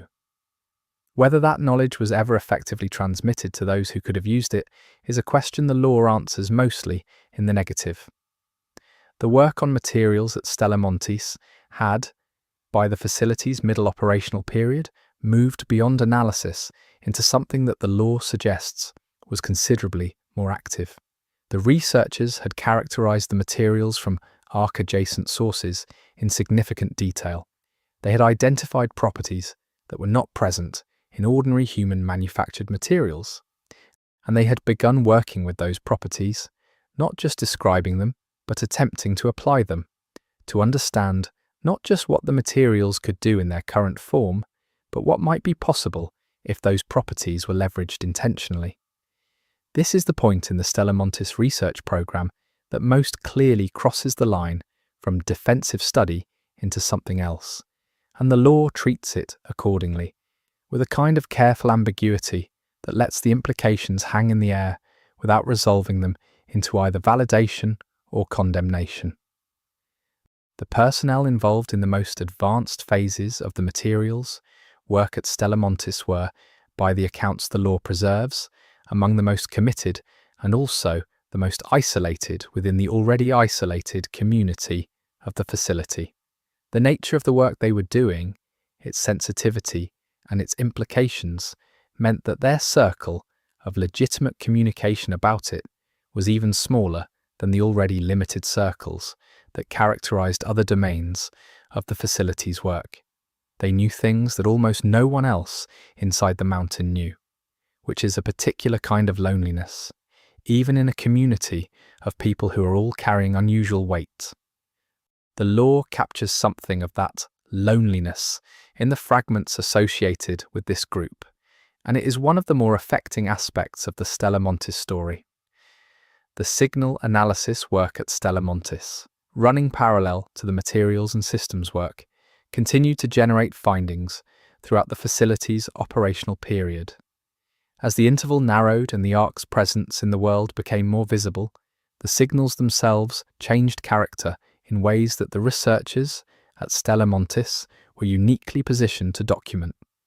Those changes appear to have been significant, not just quantitatively, but qualitatively. The structure of the transmissions, whatever their exact nature, appears to have shifted in ways that the researchers interpreted as meaningful, as indicative of something changing in the source of the signals. Whether what they interpreted as a change in the source was accurate, whether their frameworks for interpreting the signals were robust enough to support that conclusion, is something the law leaves unresolved. But the interpretation and the response to it within the facility had real consequences. The scope of what Stella Montis was really studying, taken as a whole, was something that very few people inside the facility had full visibility into.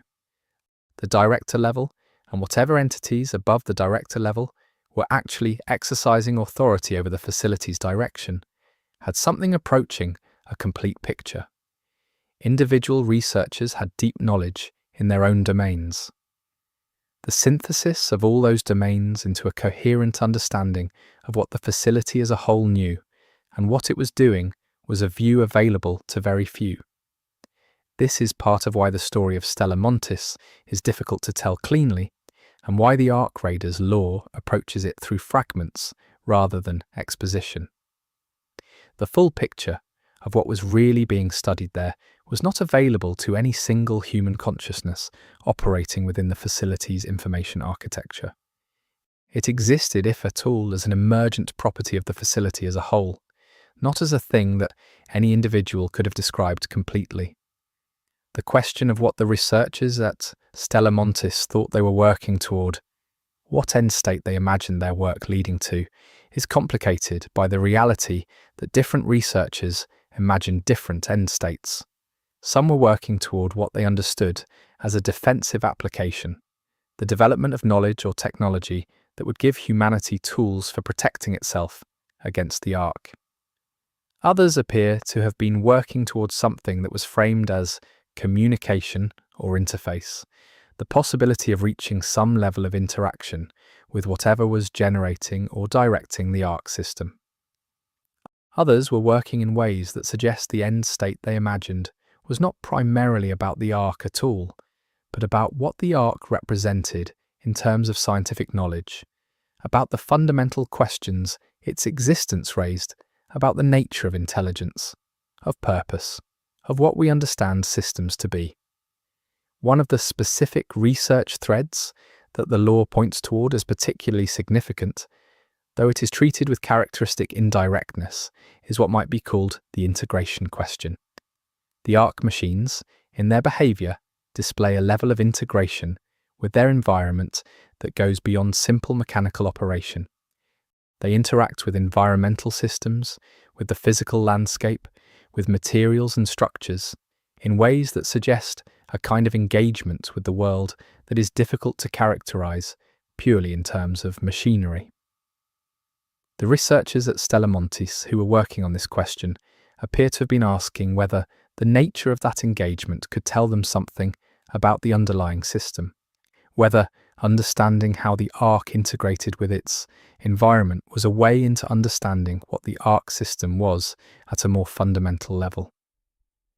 The accumulation of knowledge at Stella Montis over the facility's operational period produced something that is hard to name, but that the law clearly treats as significant, a collectively held understanding of the Ark that was qualitatively different from anything available outside the facility.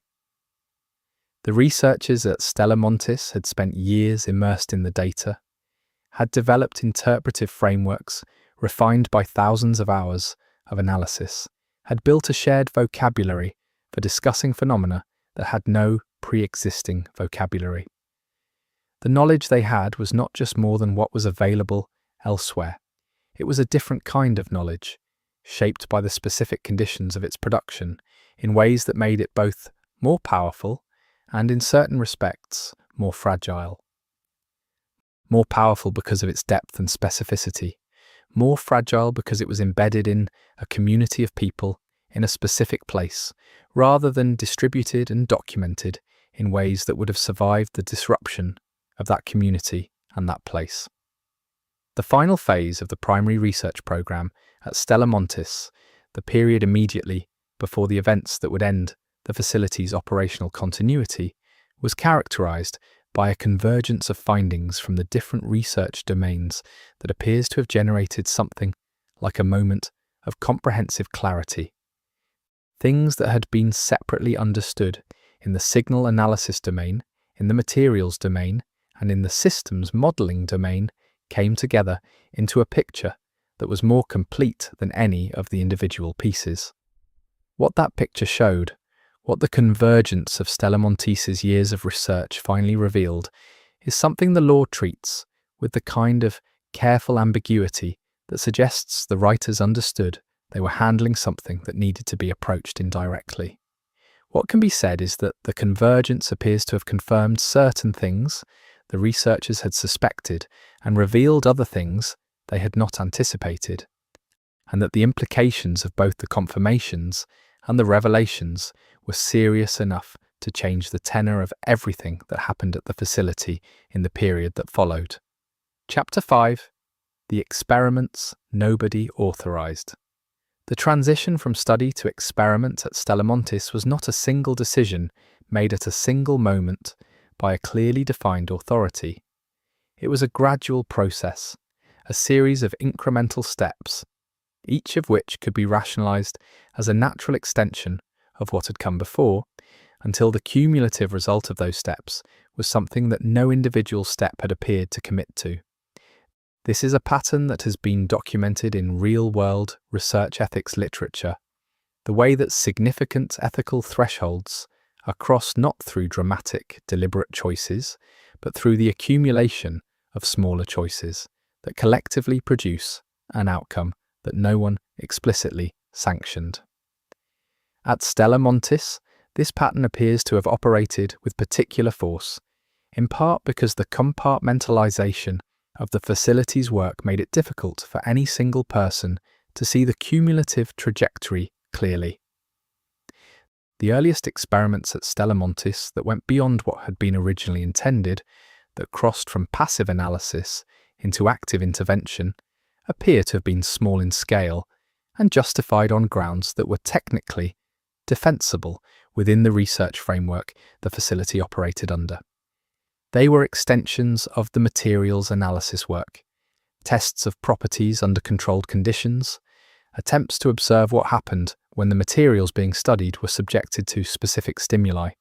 The results of those early active experiments were, from a scientific perspective, significant.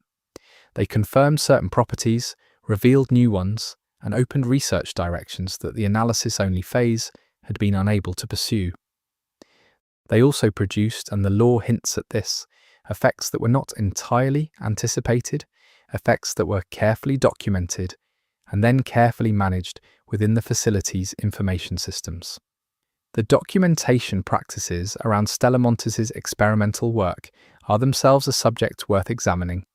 In a normally functioning research institution, experimental results, including unexpected or anomalous results, are documented in ways that make them accessible to review, analysis, and follow-up.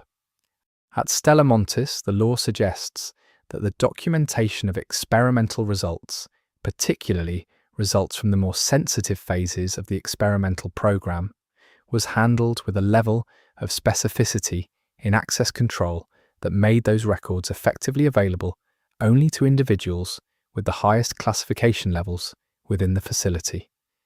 This was not incidental. It was a deliberate choice that meant the experimental program could develop through successive iterations without the cumulative record of what had been done and what had been observed being visible to anyone who might have felt compelled to raise concerns. The materials from arc-adjacent sources that were being studied at Stella Montis were not inert. This is one of the things that the experimental program quickly established, if it had not already been suspected.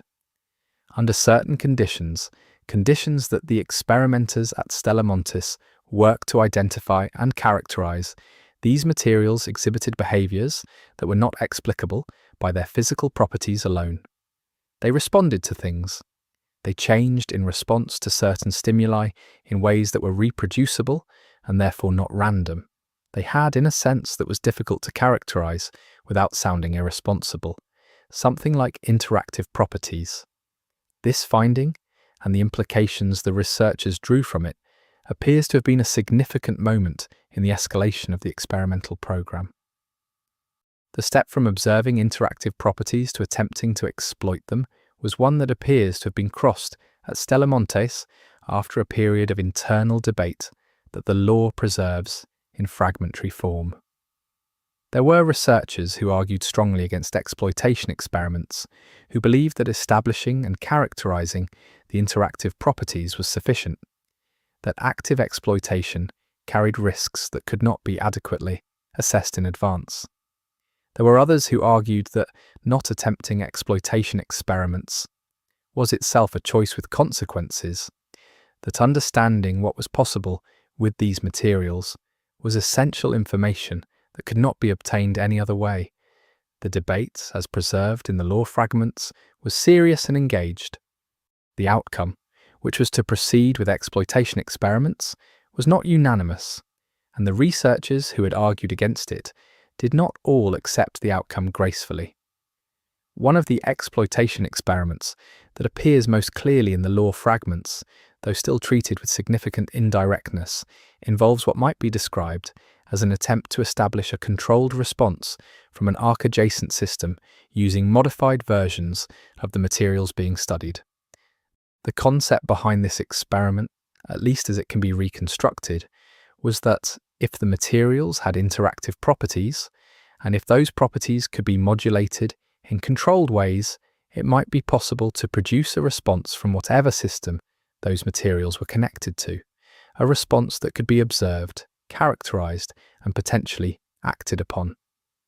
The premise of this experiment represents a significant escalation from anything that had gone before.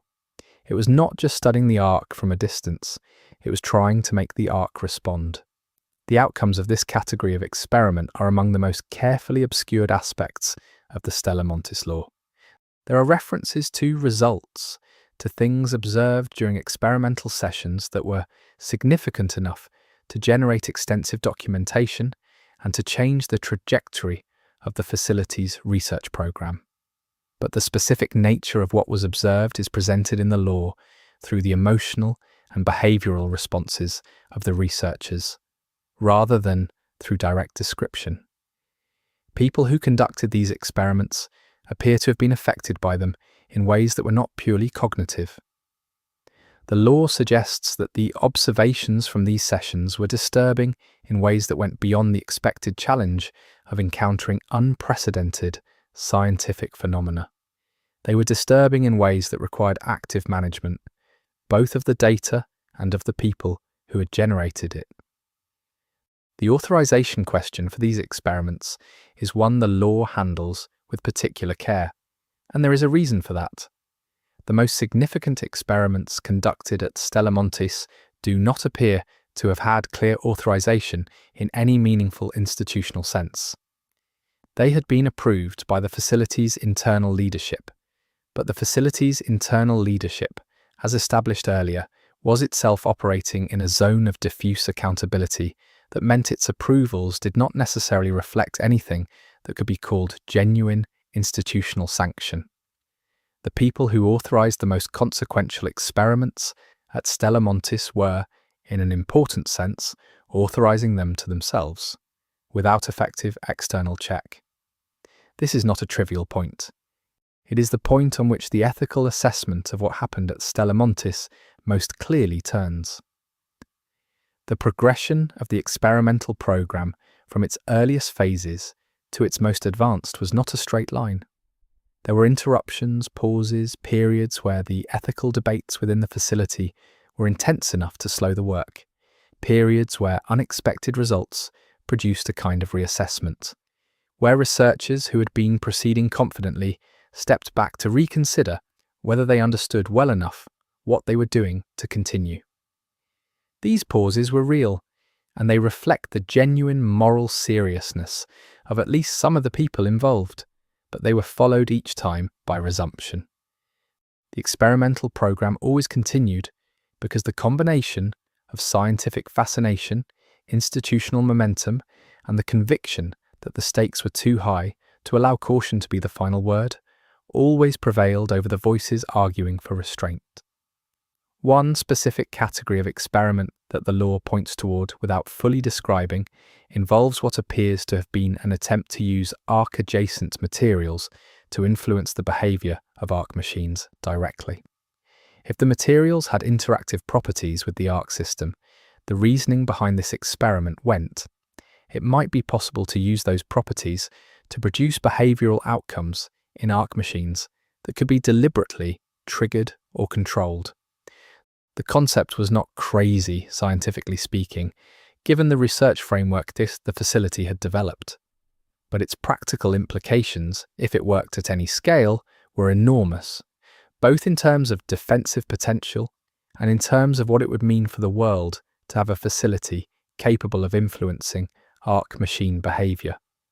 The experiment does not appear to have worked in the ways hoped for, but what it did produce appears in the law as something that was neither anticipated nor entirely understood.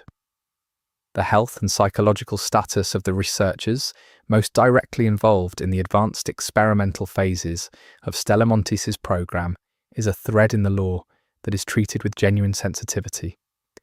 These were people who had been through a great deal, who were working at the frontier of knowledge in ways that had no precedent, in conditions of isolation and pressure that were already difficult. The additional weight of what they were observing in the experimental sessions and of knowing what they knew about what it implied appears to have been significant. The law suggests that the facility's medical and psychological support infrastructure was under genuine strain during this period, that there were individuals who were struggling in ways that were visible to their colleagues and that were addressed through a combination of genuine care and institutional management of people whose compromised function could not be allowed to disrupt the work. The relationship between the experimental program and the broader military and strategic context of the arc raiders world is something the law touches on carefully. Stella Montis was not operating in a vacuum. The world outside the mountain was dealing with the reality of the arc, developing response strategies, allocating resources, making decisions about how to protect surviving human communities. Within that context, the knowledge and capabilities that Stella Montis' experimental program might be generating were relevant to actors outside the mountain who were doing strategic planning. The law suggests there were people above the facility's operational leadership who were keenly interested in the progress of the experimental program for exactly these reasons. Whether the interest of those external actors shaped the pace and direction of the experiments, whether the urgency they expressed was itself a factor in the decision to continue past points where restraint might otherwise have prevailed, is something the law implies without confirming. The experimental program at Stella Montis eventually reached a phase that can only be described as operating at a level well beyond what any rational risk assessment applied externally and without the distortions of the facility's internal culture would have sanctioned. The researchers knew this, at least some of them. The knowledge that they were in territory where ordinary caution had been left behind was present, and it expressed itself in various ways in the behaviour of the community during this period. Some individuals became more focused and driven, channeling whatever anxiety they felt into the intensity of the work. Others became quieter, more withdrawn, processing internally what they were not in a position to express externally. A few became actively resistant in ways that had consequences for those individuals that the law does not fully describe. One of the more significant experiments in the later phase of the program, suggested by the law, though not fully documented, appears to have involved an attempt to create conditions inside the facility that replicated, in a controlled form, conditions associated with arc activity in the external world. The purpose appears to have been to study whether the interactive properties of the arc-adjacent materials behaved differently in those conditions than they did in the facility's normal environment. The rationale was scientific. the results appear to have been significant in ways that went beyond scientific significance. What happened during this experiment, and what exactly was observed, is one of the things the law is most carefully indirect about. But the effects on the people who were present, and on the facility's research direction afterward, are visible in the subsequent record. The concept of containment, applied to Stella Montis' experimental work, went through a significant evolution over the course of the facility's operational period. In the early experimental phases, containment referred to the physical and informational management of the experiments themselves, ensuring that what was being done stayed within the laboratory environment, that results were captured and secured, that nothing escaped in a literal sense. As the experimental program advanced, containment took on additional layers of meaning. There were questions about containing information, about containing the effects of certain experiments that appeared to produce results that persisted beyond the experimental session, about containing the implications of what was being found in terms of what was communicated to whom. The multiplying meanings of containment at Stella Montis are a reflection of the expanding scope of what the facility was dealing with. The unauthorized dimensions of the experimental program, the ways in which what was being done had moved beyond anything that could genuinely be said to have institutional sanction, were known to some at the facility and unknown to others. The compartmentalization that governed information flows within Stella Montis meant that researchers in some domains knew nothing specific about what was happening in others, and that the overall picture of the experimental program's scope and character was available only to the few individuals at the top of the facility's internal hierarchy. For those individuals, the question of how to think about what they were authorizing, given that the authorization chain above them had been effectively severed by the secrecy protocols that governed the facility, was an ethical challenge that the law suggests they resolved over and over in the direction of continuing. The effects of the experimental program on the materials themselves are something the law references in ways that are highly suggestive. The arc-adjacent materials being studied appear to have been changed by the experimental process, not just characterized, not just understood, but materially altered in ways that were detectable and documentable. The nature of those alterations and what the researchers interpreted them as indicating is a thread in the law that connects to later events in the facility's history in ways that are important. The materials that emerged from the experimental program were not the same as the materials that entered it. Whatever the experiments had done had left a mark, and that mark had properties that were not neutral. The social dynamics within the experimental research teams during the advanced phases of the program were intense in ways that left traces in the law. Teams that had been working together on high-stakes, poorly understood problems under conditions of significant pressure, with limited external outlets, and with the weight of shared knowledge that they could not discuss outside their immediate circle, develop a particular kind of social cohesion. That cohesion can be a source of strength and resilience.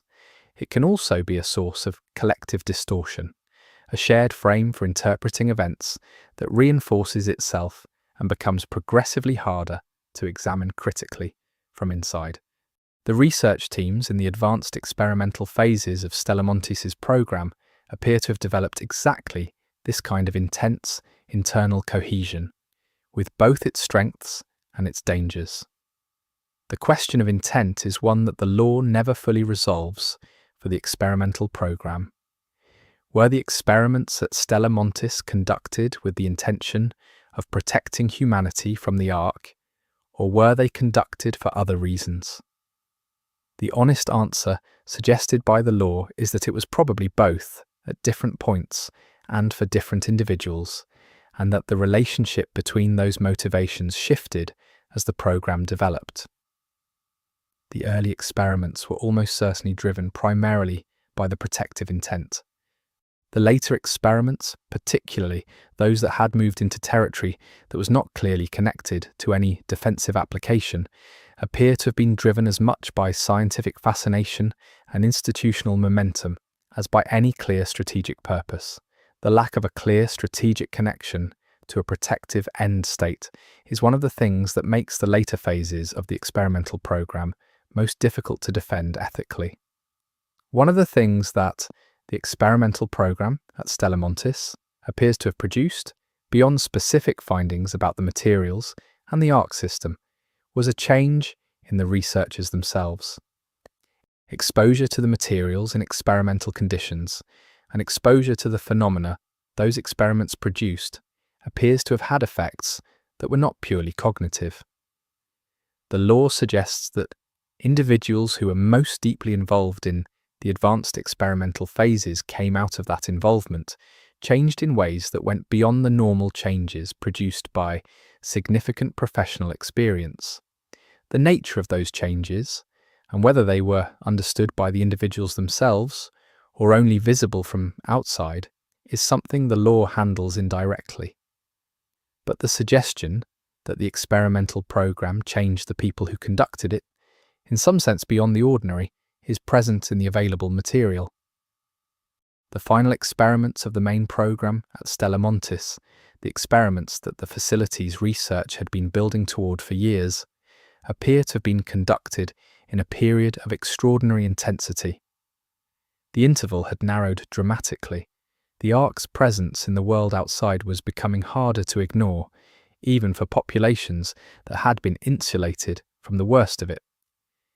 Inside the mountain, the researchers were working with an urgency that was qualitatively different from even the urgency of earlier periods.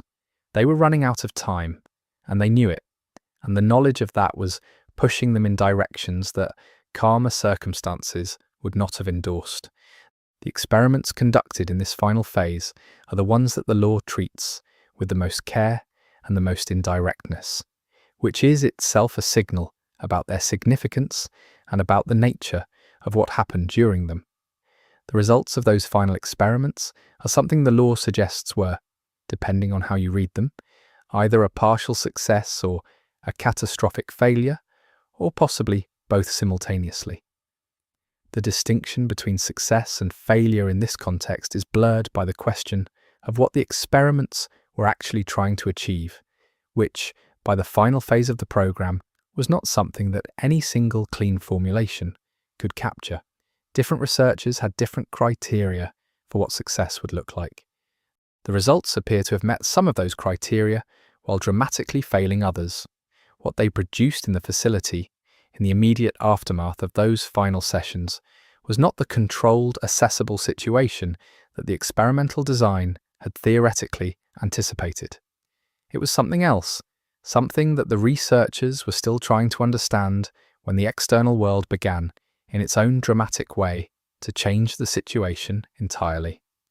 The authorization that nobody gave for the most significant experiments at Stella Montis is, in one reading, the defining fact of the facility's story. These were experiments that shaped the world. They were experiments whose outcomes, whatever they specifically were, had implications that extended far beyond the mountain and far beyond the interval in which they were conducted. And they were conducted without the kind of genuine, informed, accountable authorization that the significance of their potential consequences would have demanded. That is not a condemnation of the individuals who conducted them, who were people trying to do important work under extraordinary conditions with inadequate support structures. But it is a recognition that the institutional failures that allowed those experiments to proceed without genuine oversight are part of the story, and they are part of the story that the world of arc raiders is still, in its post-collapse form, living with the consequences of. Chapter 6. The data that changed everything. The data generated by Stella Montis over the course of its operational period constituted, by any measure, one of the most significant bodies of scientific knowledge ever assembled. The problem, and it was a profound one, was that this data existed in a form that made it extraordinarily difficult to use.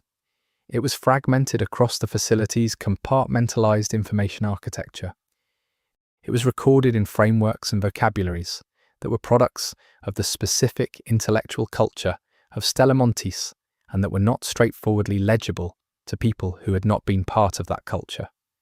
It was subject to access controls that meant the most sensitive and significant data was available only to the smallest possible group. And it was in one place, inside a mountain, with no meaningful redundancy, no external copies, no backup in any distributed form. All of it was in Stella Montis, which meant all of it was subject to whatever happened to Stella Montis. The specific dataset that appears most prominently in the law as transformative, the one that appears to have produced the change in the facility's understanding that the evidence points toward, was the synthesis data generated in the middle to late operational period.